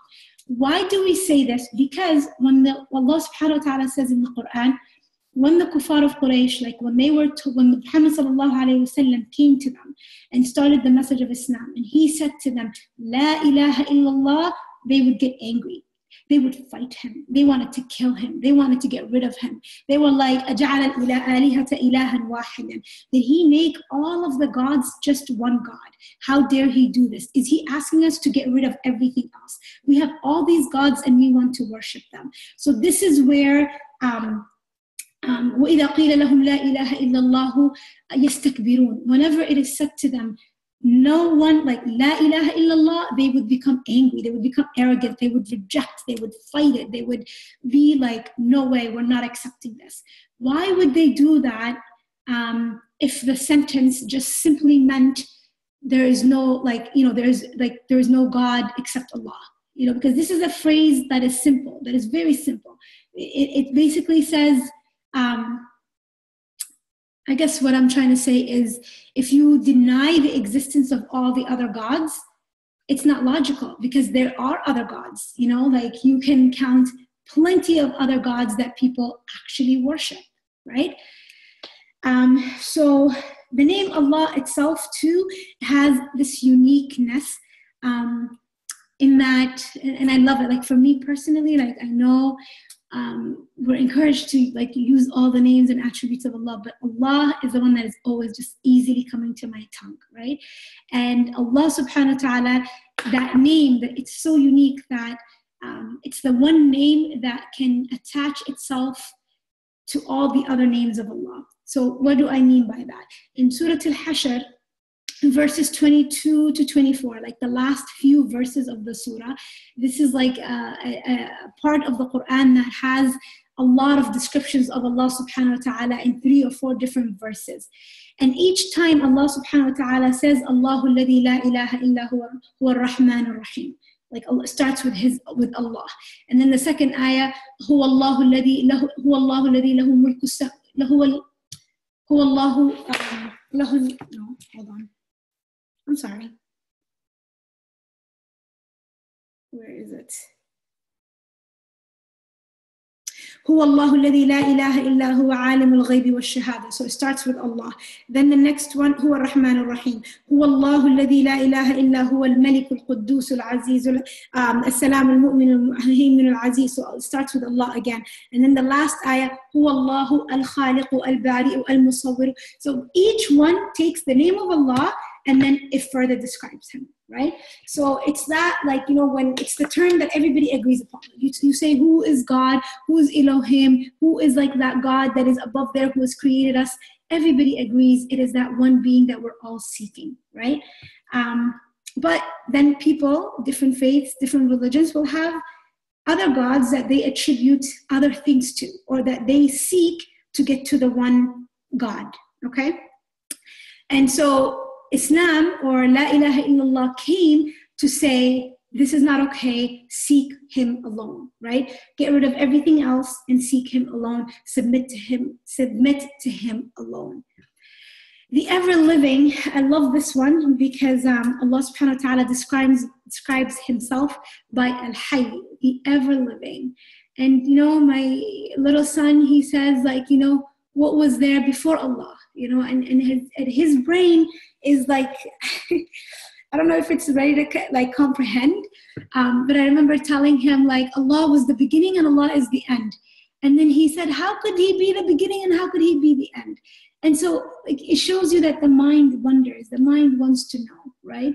But we accept that as human beings, there are certain things that our mind cannot grasp yet, right? That we know Allah subhanahu wa ta'ala has put us here to worship him and he's giving us the logic to seek him and to understand his existence. But there comes some things we just can't understand. So Allah subhanahu wa ta'ala describes himself as al-hayy, the one who never dies. And this name specifically shows the perfection of all the names and attributes of Allah subhanahu wa ta'ala.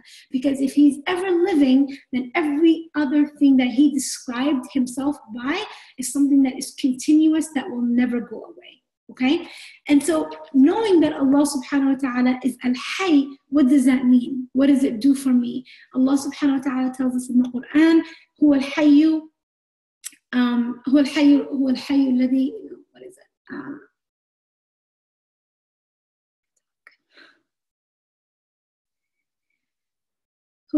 هو الحي الذي لا يموت فتوكل به what? I have it, like, where is it? Cartoon.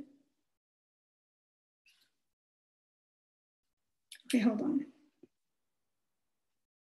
Put your trust in the وتوكل على الحي الذي لا يموت وسبح بحمده. Put your trust completely in the one who is ever living, that will never die. Now, putting our trust, where is, like, how do you know, like, if you knew Allah subhanahu wa ta'ala might not be there at some point, or that Allah subhanahu wa ta'ala has this deficiency, and we're going to talk further about it in the next ayah, but basically, like, how, if Allah subhanahu wa ta'ala could die, or if Allah subhanahu wa ta'ala could be absent at some point, then who is there to take care of me and protect me, right? So trust can be solidified if I know that this being that I worship is there to take care of me at all times. He is never dead, right? Al-Qayyum, the second part of it, is the one who can sustain, like sustainer. Sustain what? Sustain himself, in the fact that Allah subhanahu wa ta'ala, everything, every human being, every animal, everything that is living, with time, it becomes old and it becomes weak and it becomes in need of, like, your eyesight will stay the same, your energy will not stay the same, your ability to walk will not be the same, your body will deteriorate. Everything deteriorates, but Allah subhanahu wa ta'ala does not deteriorate. Allah subhanahu wa ta'ala is al-Qayyum in his own self. His abilities are perfect throughout time. And Allah subhanahu wa ta'ala is the one who is sustaining life and everything. Okay? Allah subhanahu wa ta'ala is the one who sustains life, who sustains others, who sustains our own existence. Now, when you think about sustaining, think about what is your greatest fear. What is that one thing that you fear the most? And for me, this ayah, or this name of Allah, Al-Qayyum, emphasizes the fact that it's not about me, it's not about my fears, it's about me relying on the one who will take care of everything, whether I am there or not, right? So one of my fears has always been like death. somebody important to me dying. Specifically, like since I was a kid, I used to think like, what if my mom dies? What if something happens to my mother? And there was like, I think there's so many reasons as to why I used to think like that. There was a time I didn't live with my mom for a few months. There was a time where like I felt like my mother, she, like, if she was around, certain things wouldn't happen. And so to me, in my head, I realized like I was so attached to her, knowing, like, feeling like if she's not there anymore, I'm doomed, that I'm going to be destroyed, that nobody will take care of me, that nobody will fully be there for me, right? And Allah subhanahu wa ta'ala wants us to know that regardless of who is there, regardless of who isn't there, He is the one to take care of us, right? My little son asked me one time, like, Mama, when do you want to die? You know, like, he's like fascinated, stage where he was fascinated with death. And I'm like, I don't want to die, but we're all going to die. But I don't want to die until I fully take care of you. I'm fully able to take care of my mother. And, you know, my husband is okay. And then my son says to me, well, your husband is already okay, you know? And that, like, shows you people will be okay whether you're there or not. You will be okay if those people that you rely on are there or not. And they will be okay whether you are there or not. And as mothers or as children, we're always worried about, this is the person who does everything for me, who takes care of me. And if I'm not there anymore, what happens? Well, Allah subhanahu wa ta'ala takes care of us. And how does Allah subhanahu wa ta'ala do that? We're all human beings, that we have been created with a level of resiliency, right? So the reason why I'm going into this is because that was my own specific fear, that when I think about it, what brings me to tears, what brings me to like, oh my God, like, what's going to happen is my death. When my mother needs me, my child needs me, specifically when my child needs me, because we know like how important it is for a child to have their mother, right? But then, like, it's like thinking Allah subhanahu wa ta'ala will take care of them. Allah subhanahu wa ta'ala knows what is best for them. And thinking, you know, in the next surahs that we talk about, we'll talk about how the Prophet ﷺ himself lost his father before he was born, lost his mother at the age of 6, lost his grandfather at the age of 8. So like constantly being cut off from all the healthy attachments that he could have had. You know, how is a person impacted by this? What does it do to their heart? What does it do to their like emotions? And, you know, like, this is something I love talking about, but when we get deeper into the Quran, we'll see how the Prophet ﷺ is always being comforted by Allah because of that fact, you know, because of the fact that this was, you know, like something that he had experienced. And obviously it comes with an ocean of experiences that only they can understand. And Allah subhanahu wa ta'ala understood that about the Prophet sallallahu alaihi wasallam. So I wrote in there, like, what is your biggest fear? I'm hoping you can also get in touch with that. Like, when do you feel like, oh my God, I'm going to lose it. I can't handle the thought of this. I can't handle the fear of this. It's like, you know, like I feel like I'm going to lose control. And realizing that, no, at the end of the day, it is Allah subhanahu wa ta'ala who will take care of us, who will allow us, who will sustain us, or sustain whatever it is that we are that worried about. Okay? So these, like, I guess let me just make sure we already talked about this.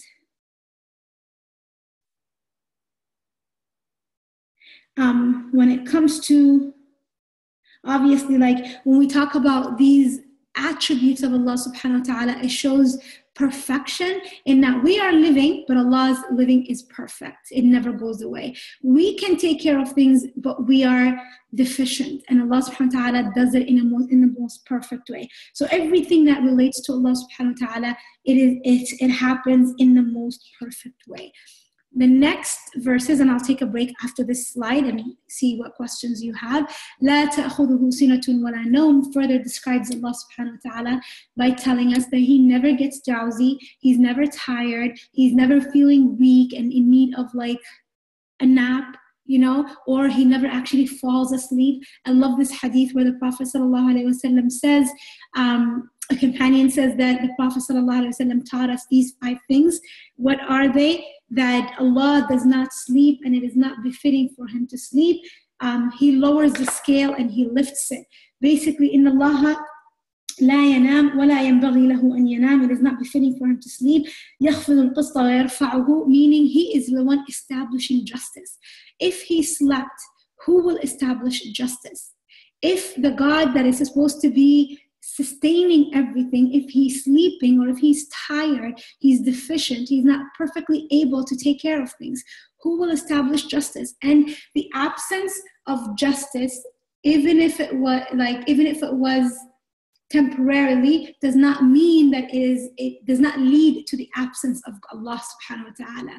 That justice will eventually be established. But Allah subhanahu wa ta'ala always sees it. Imagine someone who is being oppressed, right? Who is being put in a state of difficulty by others. If they didn't know Allah subhanahu wa ta'ala or like their heart wasn't firm on the fact that Allah is there to take care of them and he's never sleeping, he's never tired, and he's always there to establish justice, what would give them hope? What would fill their heart with like, you know what, tomorrow is going to be a better day? And we see stories in the Quran where Allah subhanahu wa ta'ala talks about people who are being put to death, and they do it, like they go through it because of the fact that they understood Allah is the most just.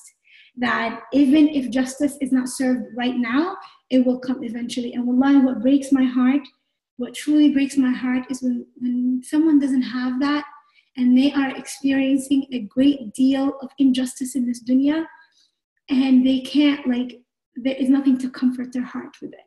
There's nothing to comfort their heart by saying, like, you know what, today I am weak and I'm being oppressed and this is not right, but I know tomorrow Allah will get my back. If a person didn't have that, like, I can't even imagine the amount of burden and how, like, that lack of justice will feel internally for them. Anyhow, let me continue with the hadith because I absolutely love it. يرفع إليه عمل النهار قبل عمل الليل. So the deeds of the night are carried up to him before the deeds of the night, of the day, or the other way around, right? Basically, this hadith is showing you if Allah is not tired and if Allah subhanahu wa ta'ala is not sleeping, then what is he doing? What's he busy with? He's busy with all this. The deeds are being lifted up to him. حجابه النور, what covers him up is light. ولو كشفه لأحرقت سبحات وجهه ما انتهى إليه بصره من خلقه. If he was to reveal his covering, everything that lays eyes on him will burn, right? So this reminds us of how when Musa alayhi salam said to Allah, Ya Allah, I want to see you, I want to witness you, I want to see what you look like. And Allah subhanahu wa ta'ala tells him, you cannot handle seeing me, but I will reveal myself to the mountain, look at the mountain. So Musa's looking at the mountain. When Allah reveals himself to the mountain completely crumbles.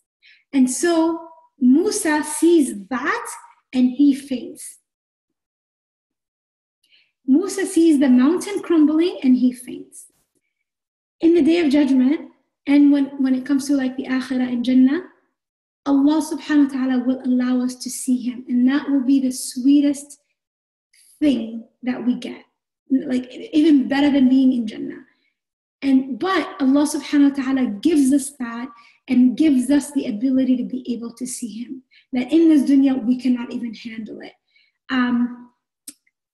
To understand why Allah subhanahu wa ta'ala doesn't sleep, Musa alayhi salam asked Allah himself one day, and he said to him, Ya Allah, like, do you ever like sleep? Do you ever get tired? Do you ever take a nap?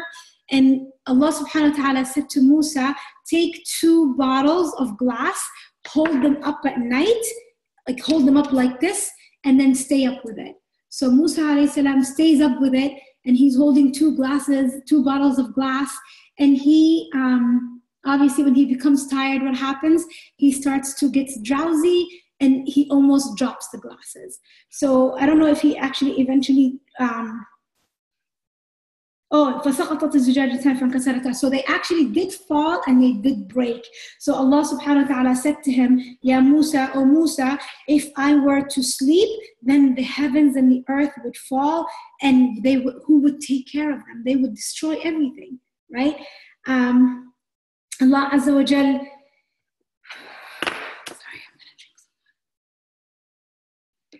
Allah subhanahu wa ta'ala is not befitting for him to have these qualities that are okay for us. It shows our humanity, but when it comes to the God we worship, we want him to be that perfect being, so it's not befitting for him, right? I was thinking, like I have so much work to do the next couple of days. I was like, what if I just try to stay up the whole night tonight?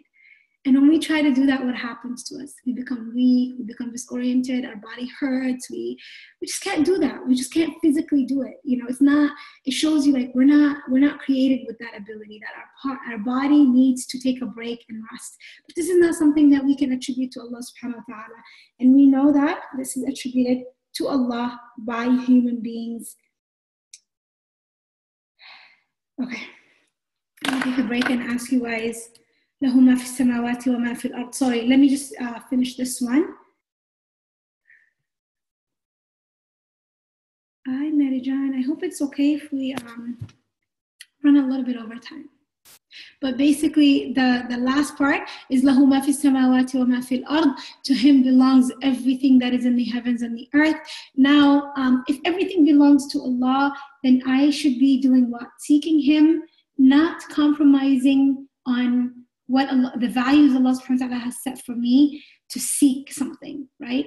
Let me give you an example. Like, sometimes it could be sin, but sometimes it could also be like cheating ourselves out from something that is of more benefit. Like today, I'm honestly, like, I'm going to be very honest and vulnerable, having to do this webinar, having to get ready for it, having to deal with a lot of the technology that comes with it.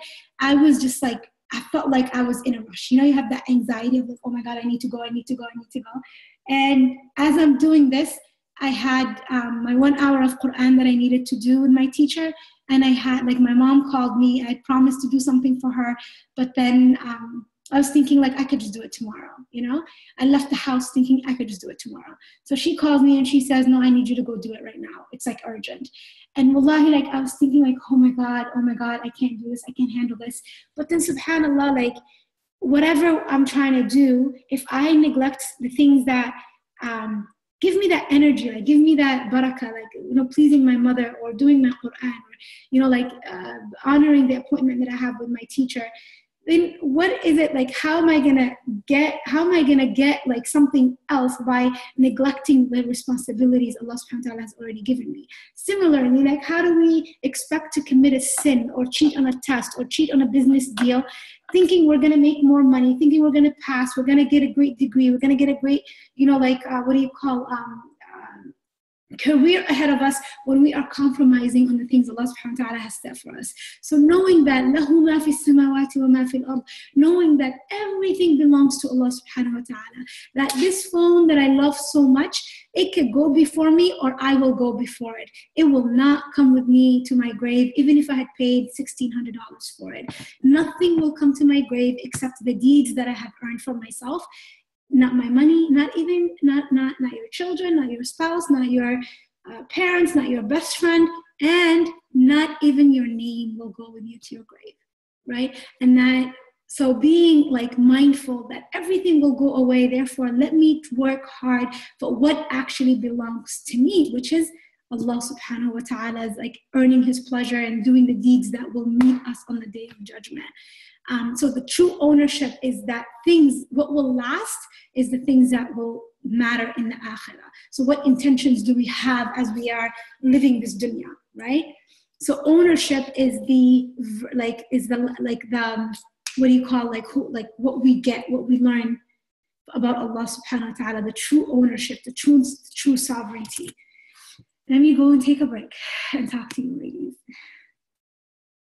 MashaAllah, tabarakallah. A lot more of you that have joined. Assalamu alaikum to all of you. The eternal, yes. Does anybody have any questions up until this point?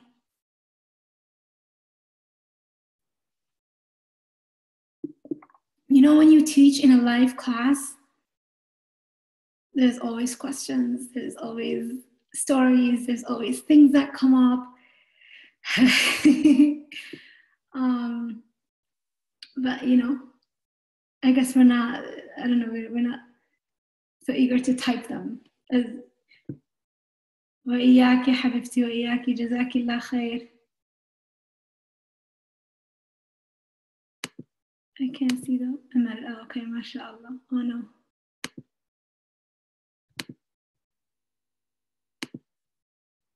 Okay. I'll wait 30 seconds for a question.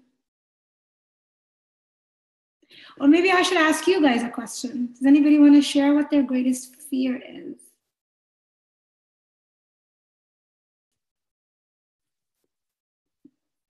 What is your greatest fear? Go ahead, Emma. What's your question?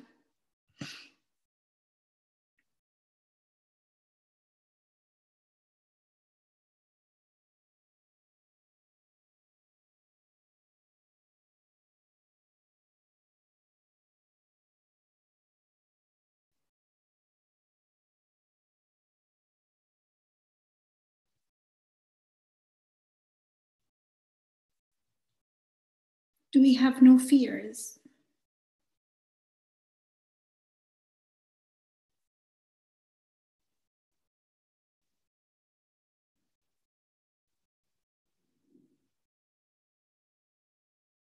When you read alKursi and you still have nightmares in your sleep.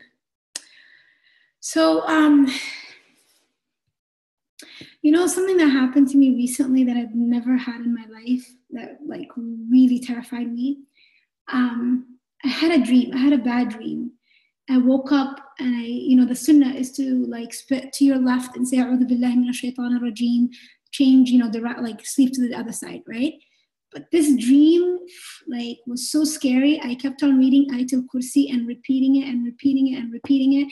But the fear in my heart just would not stop. Like I felt overwhelmed by it. I couldn't stop crying. And it was like, I know it was a dream. I knew it's not real. Why is this happening to me? I was reading alKursi and still I couldn't stop, right? So my husband tried to calm me down. Nothing would happen. I called my mom and she's out of town and she freaked out. She was like, what is going on with you? Like, this is not normal. And I just couldn't stop. Like, I just couldn't stop crying. I couldn't become rational again. And then my brother specializes in ruqya. And so I called him and I said, I called him while crying. And he said to me, like, just go pray, like make wudu and pray 2 rak'ahs. Because he said, like, this is just, we know that from our sunnah that bad dreams are from shaitan, right? So if somebody's having a bad dream, it's shaitan that is trying to bother them. Good dreams are from Allah subhanahu wa ta'ala, or normal dreams are just like the conversations your soul or your heart is having with you and things that you're worried about or thinking about or, hoping for and blah, blah, blah. If a dream is good, it's from Allah. If a dream makes you scared, it's from shaitan. So you're reading it and it's still doing this to you. And I guess you need to do extra. So I went and I took a shower. I made wudu in the shower. I came out. I prayed 2 rak'ahs. I made dua. And alhamdulillah, like I felt better. It didn't happen again. So it's sometimes when the person keeps like feeling that or experiencing that, then like really, like, I don't know, Allah Ta'ala A'lam, like reading a lot more ruqya, doing a lot more, like reading a lot more Quran, surrounding yourself in that like environment, doing a lot more than usual, basically, like than the bare minimum, right? Because it's true, like from what we're learning from these verses and what we will cover in the next surahs, shaitan does try to harm us, So let me see, that was Emma. Leaving this world without making use of my time and learning as much as I can. Okay, let me see. Oh, that's the fear. May Allah subhanahu wa ta'ala bless you with so much time that you can, that you benefit and benefit others and touch others with your words, inshallah. I know it's a loaded question, but any thoughts? Yeah. So I don't know. I think I gave you a loaded answer too. I'm sorry. My fear is that my children may not regain their faith in Islam before that. And yeah, wow. That's really heavy, Sister Joanna. So thank you for sharing that. May Allah protect our children and guide them and keep them on the straight path, Ya Rabbil Alameen. Nishara said, others putting blame on you and reducing your good deeds and my scale not being balanced. I got you. Like losing our, like we learn like things that we can, what can we do to avoid others taking away our good deeds? That's what's coming up for me from that. Absolutely. That's heavy. May Allah subhanahu wa ta'ala protect us. My fear is my dua not being answered. And Allah says your dua will always be answered, right? So these are real. Like even though I'm sure we all know, like you just said right now, I know. Like I'm sure you know, but these are just natural human feelings that we have, and Allah subhanahu wa ta'ala, His remembrance, like putting ourselves in that environment that reminds us of Him and connecting ourselves to the Quran is what is supposed to, get rid of the fear, Salaam alaikum says, what would you advise for a young mom with small children and her prayers are not as good as they could be, always running after the kids and not being present in their prayers because of the kids crying after you and so forth? Oh. Is it okay if I answer that at the end? It's 8:38 and I want to finish what we have. It's not directly linked to what we're talking about, but I do, inshallah, will answer it. Jazakallah khair. Okay, I'm so sorry, you guys. I hope it's okay. I'll try to go as fast as possible, and I have a short video that I want to share with all of us that will, I guess it helps me connect to the verses that we're talking about. All right, so we did all this. Who is Allah subhanahu wa ta'ala? مَنْ ذَا الَّذِي يَشْفَعُ عِنْدَهُ إِلَّا بِإِذْنِهِ. Who is the one that will intercede with Him except with His permission? Now, I'm going to skip this because I know we are going to talk about it again in the future. But basically, intercession has conditions. And Allah subhanahu wa ta'ala is telling us that no one can intercede with Him. No one can try to go to Allah and ask Him to do something for someone else unless Allah subhanahu wa ta'ala gives the two people permission, the one seeking the intercession and the one on whose behalf the intercession is being sought, right? So ultimately, who's the decision maker? It's Allah subhanahu wa ta'ala. And there is two ways. There's things that are in this dunya. So for example, you need a job from a certain CEO, and then you know that your neighbor is good friends with him. So you go to your neighbor, you cook them a huge meal and invite them over, and you're like, can you go talk to that person? So these are things that could be halal. Some of them can be haram. But so there's that dunya type of intercession. But then there's also the things that deal with aqeedah, with Allah subhanahu wa ta'ala, with our akhirah, with our salvation. Who is it ultimately coming from? Ultimately, it's coming from Allah subhanahu wa ta'ala, nobody else. And why is this important? Because the people that are, when the kuffar of Quraysh, they used to worship these gods, they would say, we don't worship them because they are great. We know Allah created us, but we are worshiping them because we're not good enough to go to Allah directly, so we go through them to Allah. Allah gave them the authority, right? And Allah subhanahu wa ta'ala is basically saying, who told you this? This is not possible. This is not happening. Get rid of these gods. يَعْلَمُ مَا بَيْنَ أَيْدِيهِمْ وَمَا خَلْفَهُمْ. He knows what is before them and what is behind them. Usually that also means their past, their future. It also means their good deeds and the bad deeds. It means Allah subhanahu wa ta'ala knows everything about us. Allah knows what's in our hearts. Allah subhanahu wa ta'ala is even aware of the things that things about us that we might not even be aware of, but He knows about it, right?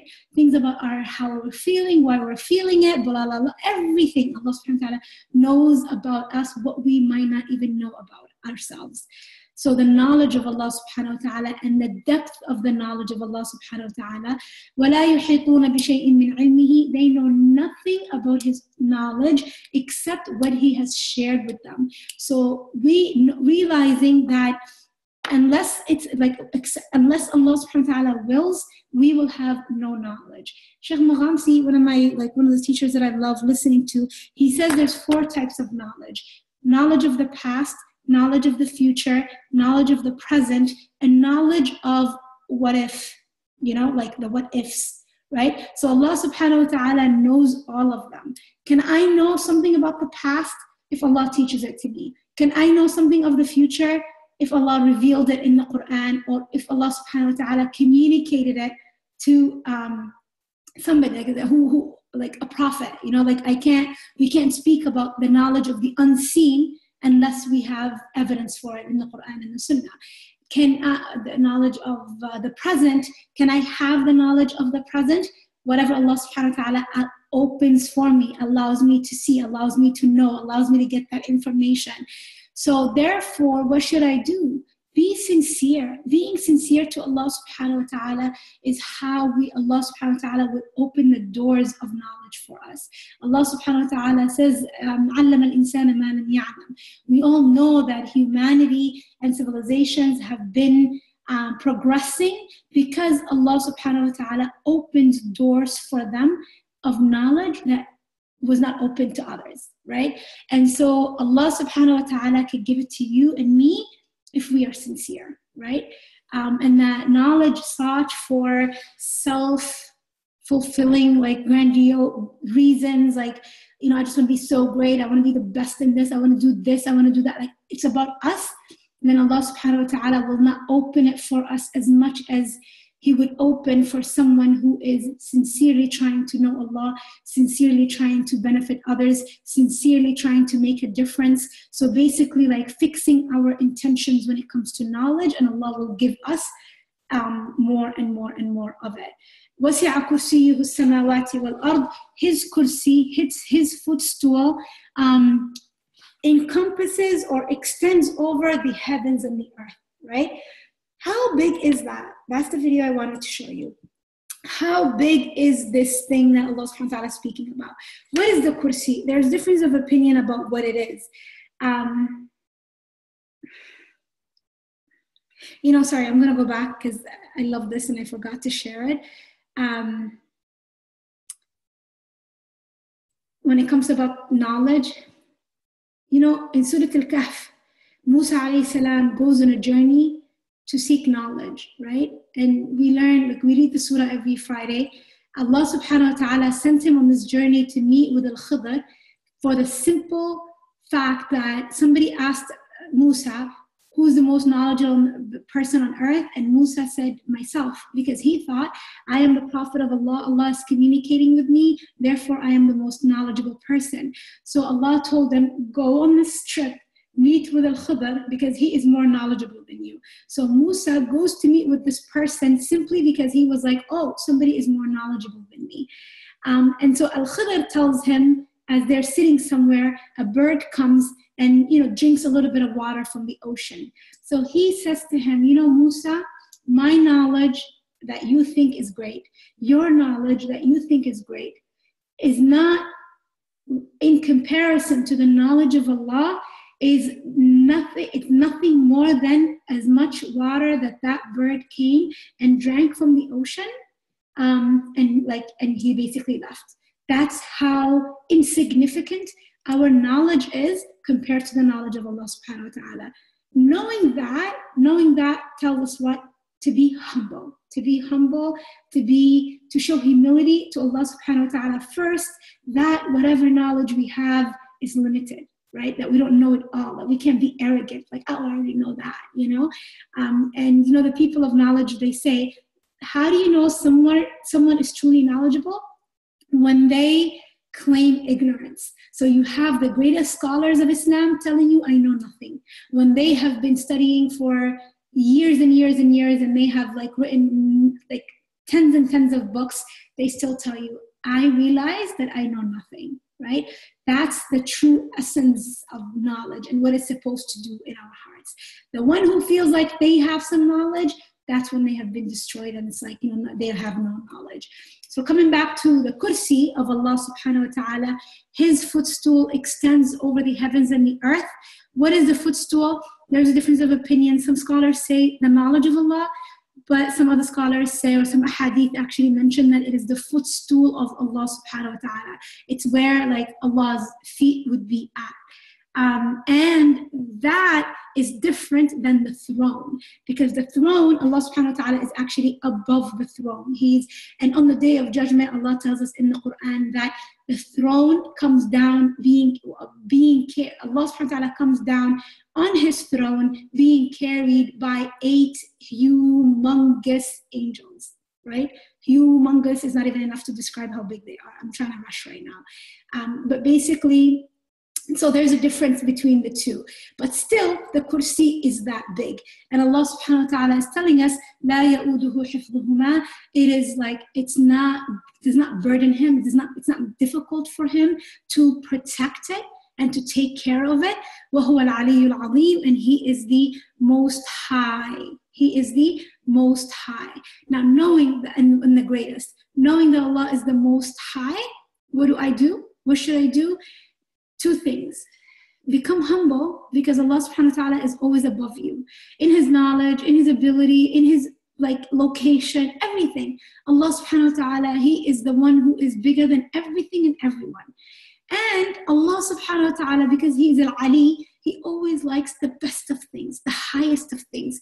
So me knowing that I'm going to be humble because Allah is above me and Allah is the greatest, does not mean I'm going to become a person with low ambitions in life. That I'm going to seek the best when it comes to everything Allah subhanahu wa ta'ala can do for me.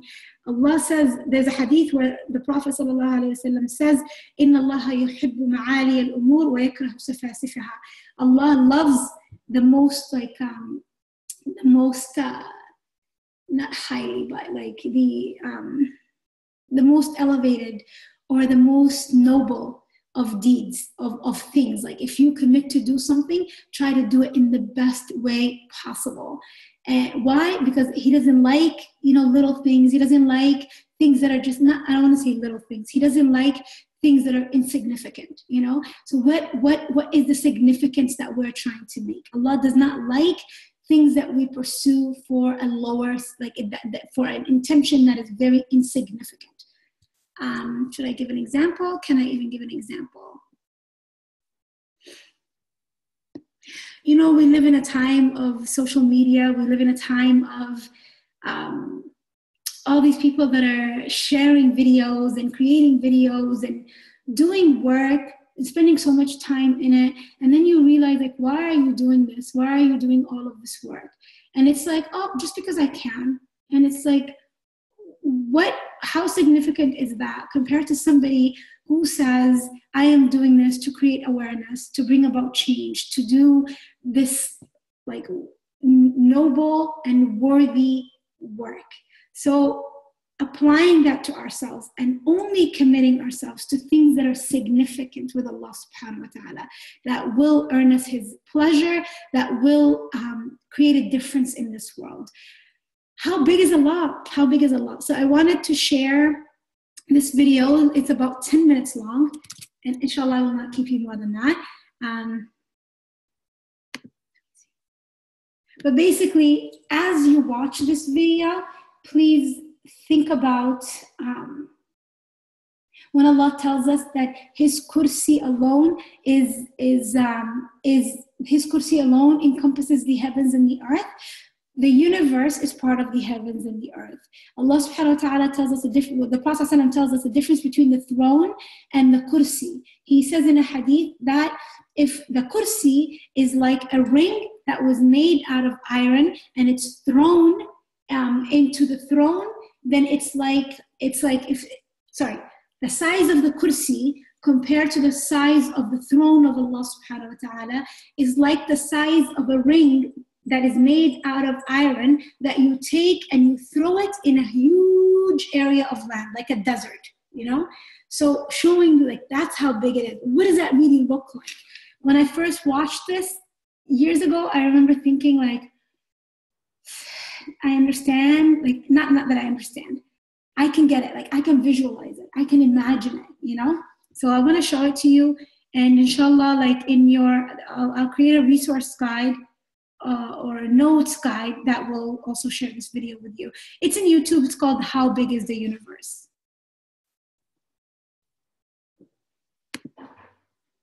Okay.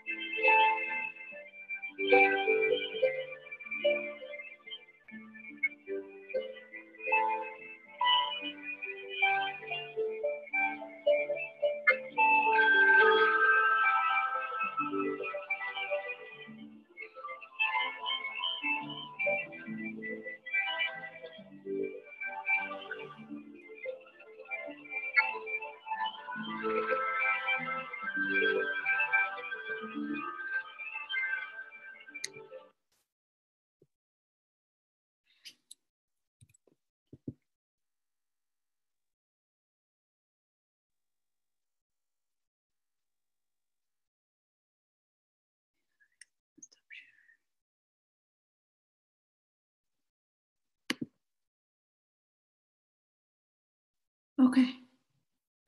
Can you guys hear me?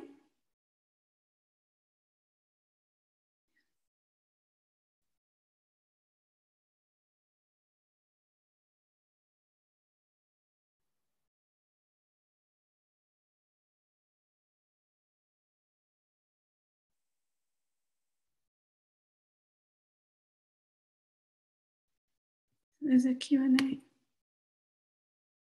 Okay, good. Jazakallah khair. Okay. Were you guys able to see the video? Alhamdulillah. You guys are able to see the video too, right?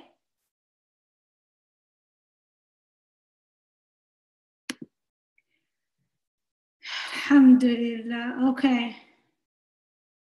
Okay, so my question is, I think we are done. My question is, what resonated with you from this surah, from this ayah that we just covered, or everything that we have talked about today? You can connect it, to anything that we talked about today.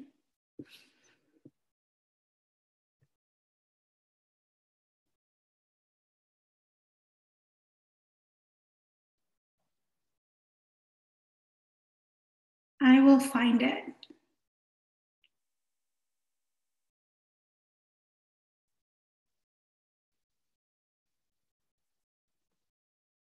Right, so much information in one ayah. And you guys,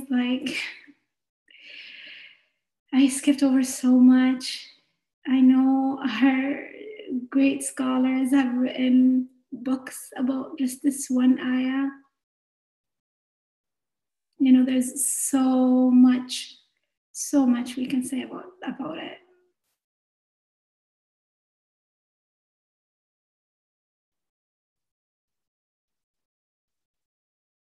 Yeah. First, surrender our worries and fears to Allah. Nothing else can harm us or take away. Beautiful. Keep writing them. I'm going to go back and find Ayan's questions. Does reading Ayatul Kursi protect your neighbors? There was a hadith that I read about that, but the authenticity of the hadith there was a question about it. The hadith that I shared with you guys about Ali ibn Abi Talib radiallahu anhu saying that if you read Ayatul Kursi after every salah, you will be guaranteed to enter into Jannah. There's a continuation that some of the scholars said it's not maybe the most authentic, so I just didn't include it, even though it was actually in my notes. I didn't go over it, but basically it says that it will protect, it goes as far as saying it will protect your neighbors. Let me read it to you.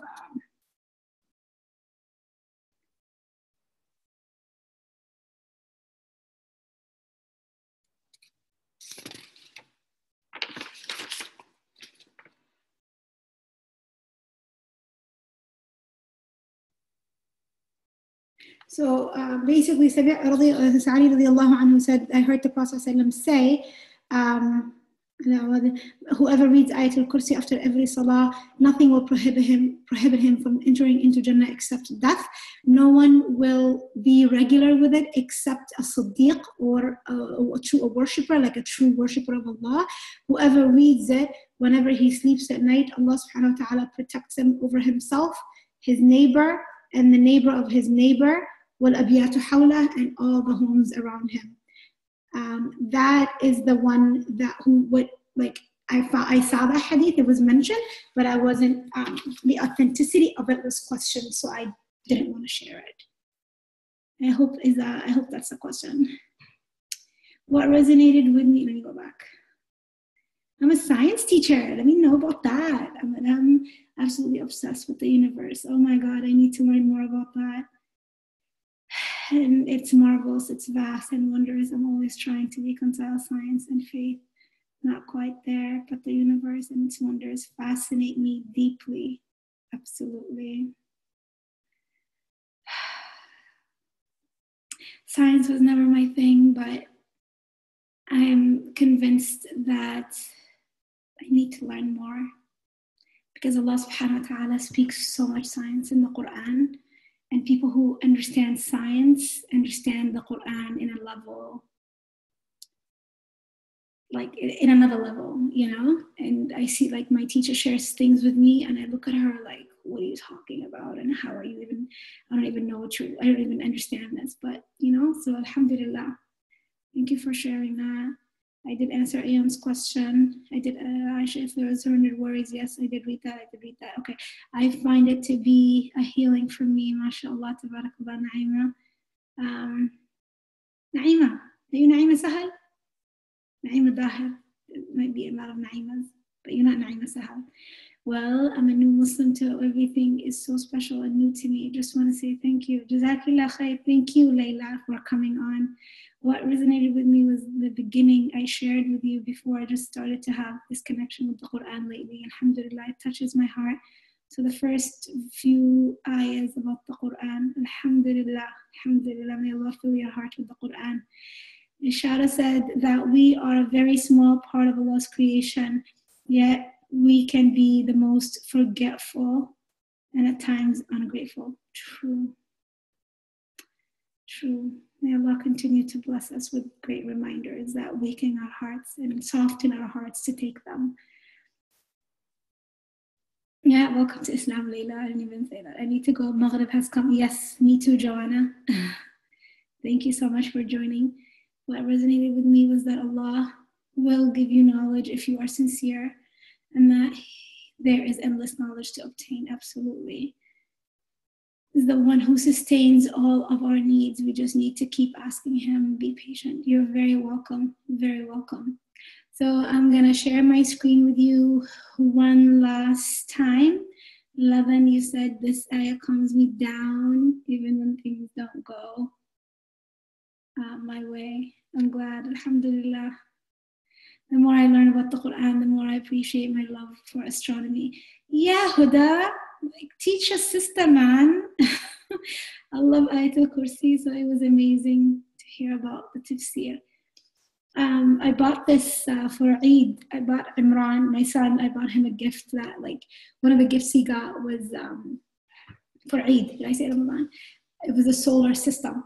It took me like an hour to put it together and then it completely fell apart. But inshallah, I wanted to get this other one that I saw on Amazon and start that journey with him because he's been like interested in it and I want to learn about it, and, you know. So definitely that's something I want to learn more about, astronomy. Namely is that it's kind of about the greatest name of Allah. You cleared up some misinformation I heard before. Awesome, Karima, awesome, mashallah, mashallah.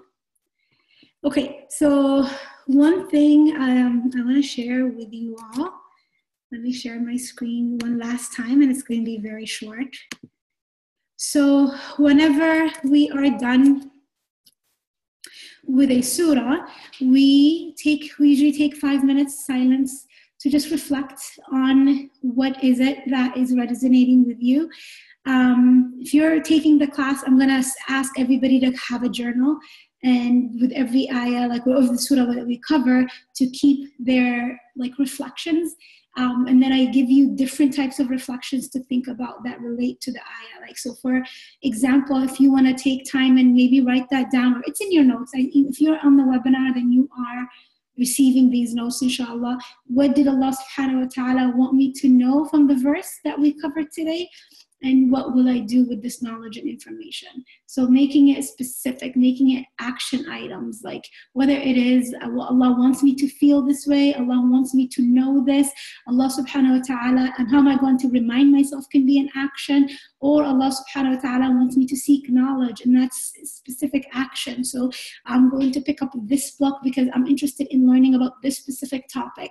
So dig deep within you and think about what does Allah want you to know, and what benefit is in there, what benefit is in there for you, and what are you going to, like, how are you going to follow up with it? Like, so pair up your thoughts and your reflections and your emotions with what you're going to do. And even if you didn't do it, like, and you just wrote it, there's going to be great benefit in it, because whatever we write, wallahi, sticks, right? Truly sticks. So I think there was a sister that asked a question. I told her I will go back to it later. I don't know if she's here yet. Aisha Rashid, I think it was her. So I'm trying to find your question. Would you advise a young mom with children and her prayers are not as good as they could be, always running after the kids or not present in her salah? So I'll tell you what worked for me.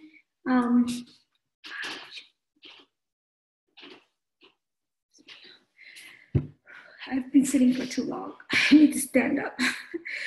Anyways, something that two things I've learned, like when my son was little, he was the kind of a child that I had to always pick up. And mind you, sister, I only have one. So if you have multiple children, the struggle is multiplied, right? So when he was little, he'd always come to me, pick him up, blah, blah, blah. There was really no focus in my salah. There was so much movement in my salah. And this is just like the nature of being a mother. This comes with being a mom. We can't get rid of it. It's okay. It happens. There's a mother's group that I'm in, and like 1,000 moms were complaining about the same thing. And this is okay. This is why the Prophet ﷺ, he encourages, like when women are at the masjid and they have children with them, that the salah is modified for them, that the salah is kept short for them, simply because we're trying to fulfill an obligation. But we also have responsibilities that we can't get rid of, and our responsibilities come in different forms, right? Now, what did help is that one sister said that she taught her kids from a young age that when I'm in salah, I'm not present. I'm not going to be attentive to you. And so I remember like always having to pick up my son. So what did I do? I just stopped. I stopped picking him up. I stopped responding to him. Eventually he understood Mama is in salah, so he would just sit next to me. Right? You model it for them, so he will just sit there. So what can you do to teach the children? And then like obviously being okay with it, teaching the children. And then the third thing is choosing a specific time where you're not going to have as much distractions from the children, and making that one salah like Fajr, for example, or Isha after you put them to bed, or maybe they are napping during Dhuhr time. Like choose a specific one salah hatta, like even if it was like one salah. Because I found that our children, yes, they're with us, they're part of our lives, they're never going to go away. But there are times in the day where we can be without them. And so prioritizing a present salah at that time. Right? If we're not going to be able to perfect it the other times, there is no expectations of ever perfecting them, because this is our responsibility, and Allah subhanahu wa ta'ala made our children part of our Jannah, So I hope inshallah that helps and makes it easy for you. Yeah, you retyped your question. You're very welcome, Ifrah. Jazakillah khair, sis. Jazakillah khair, sis. I appreciate it. All right, you're very welcome, you guys. We have gone way over the time. But I hope this was beneficial. This was only Ayat alKursi, Allah. Alhamdulillah, alhamdulillah. It was beautiful. I enjoyed it. I'm glad you guys benefited from it as well. And may Allah make the rest of this journey beautiful. If you're going to take the class, I'd be more than happy to go on this journey with you. If you're not going to take it, no problem. Please do share it with somebody that you know will benefit. And inshallah, you will get this recording in the mail so that you can keep it, bi'idhnillah. All right.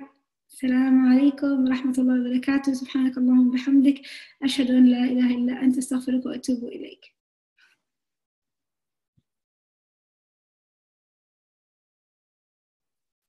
What do I do now? Hold on. End. Stop video? No.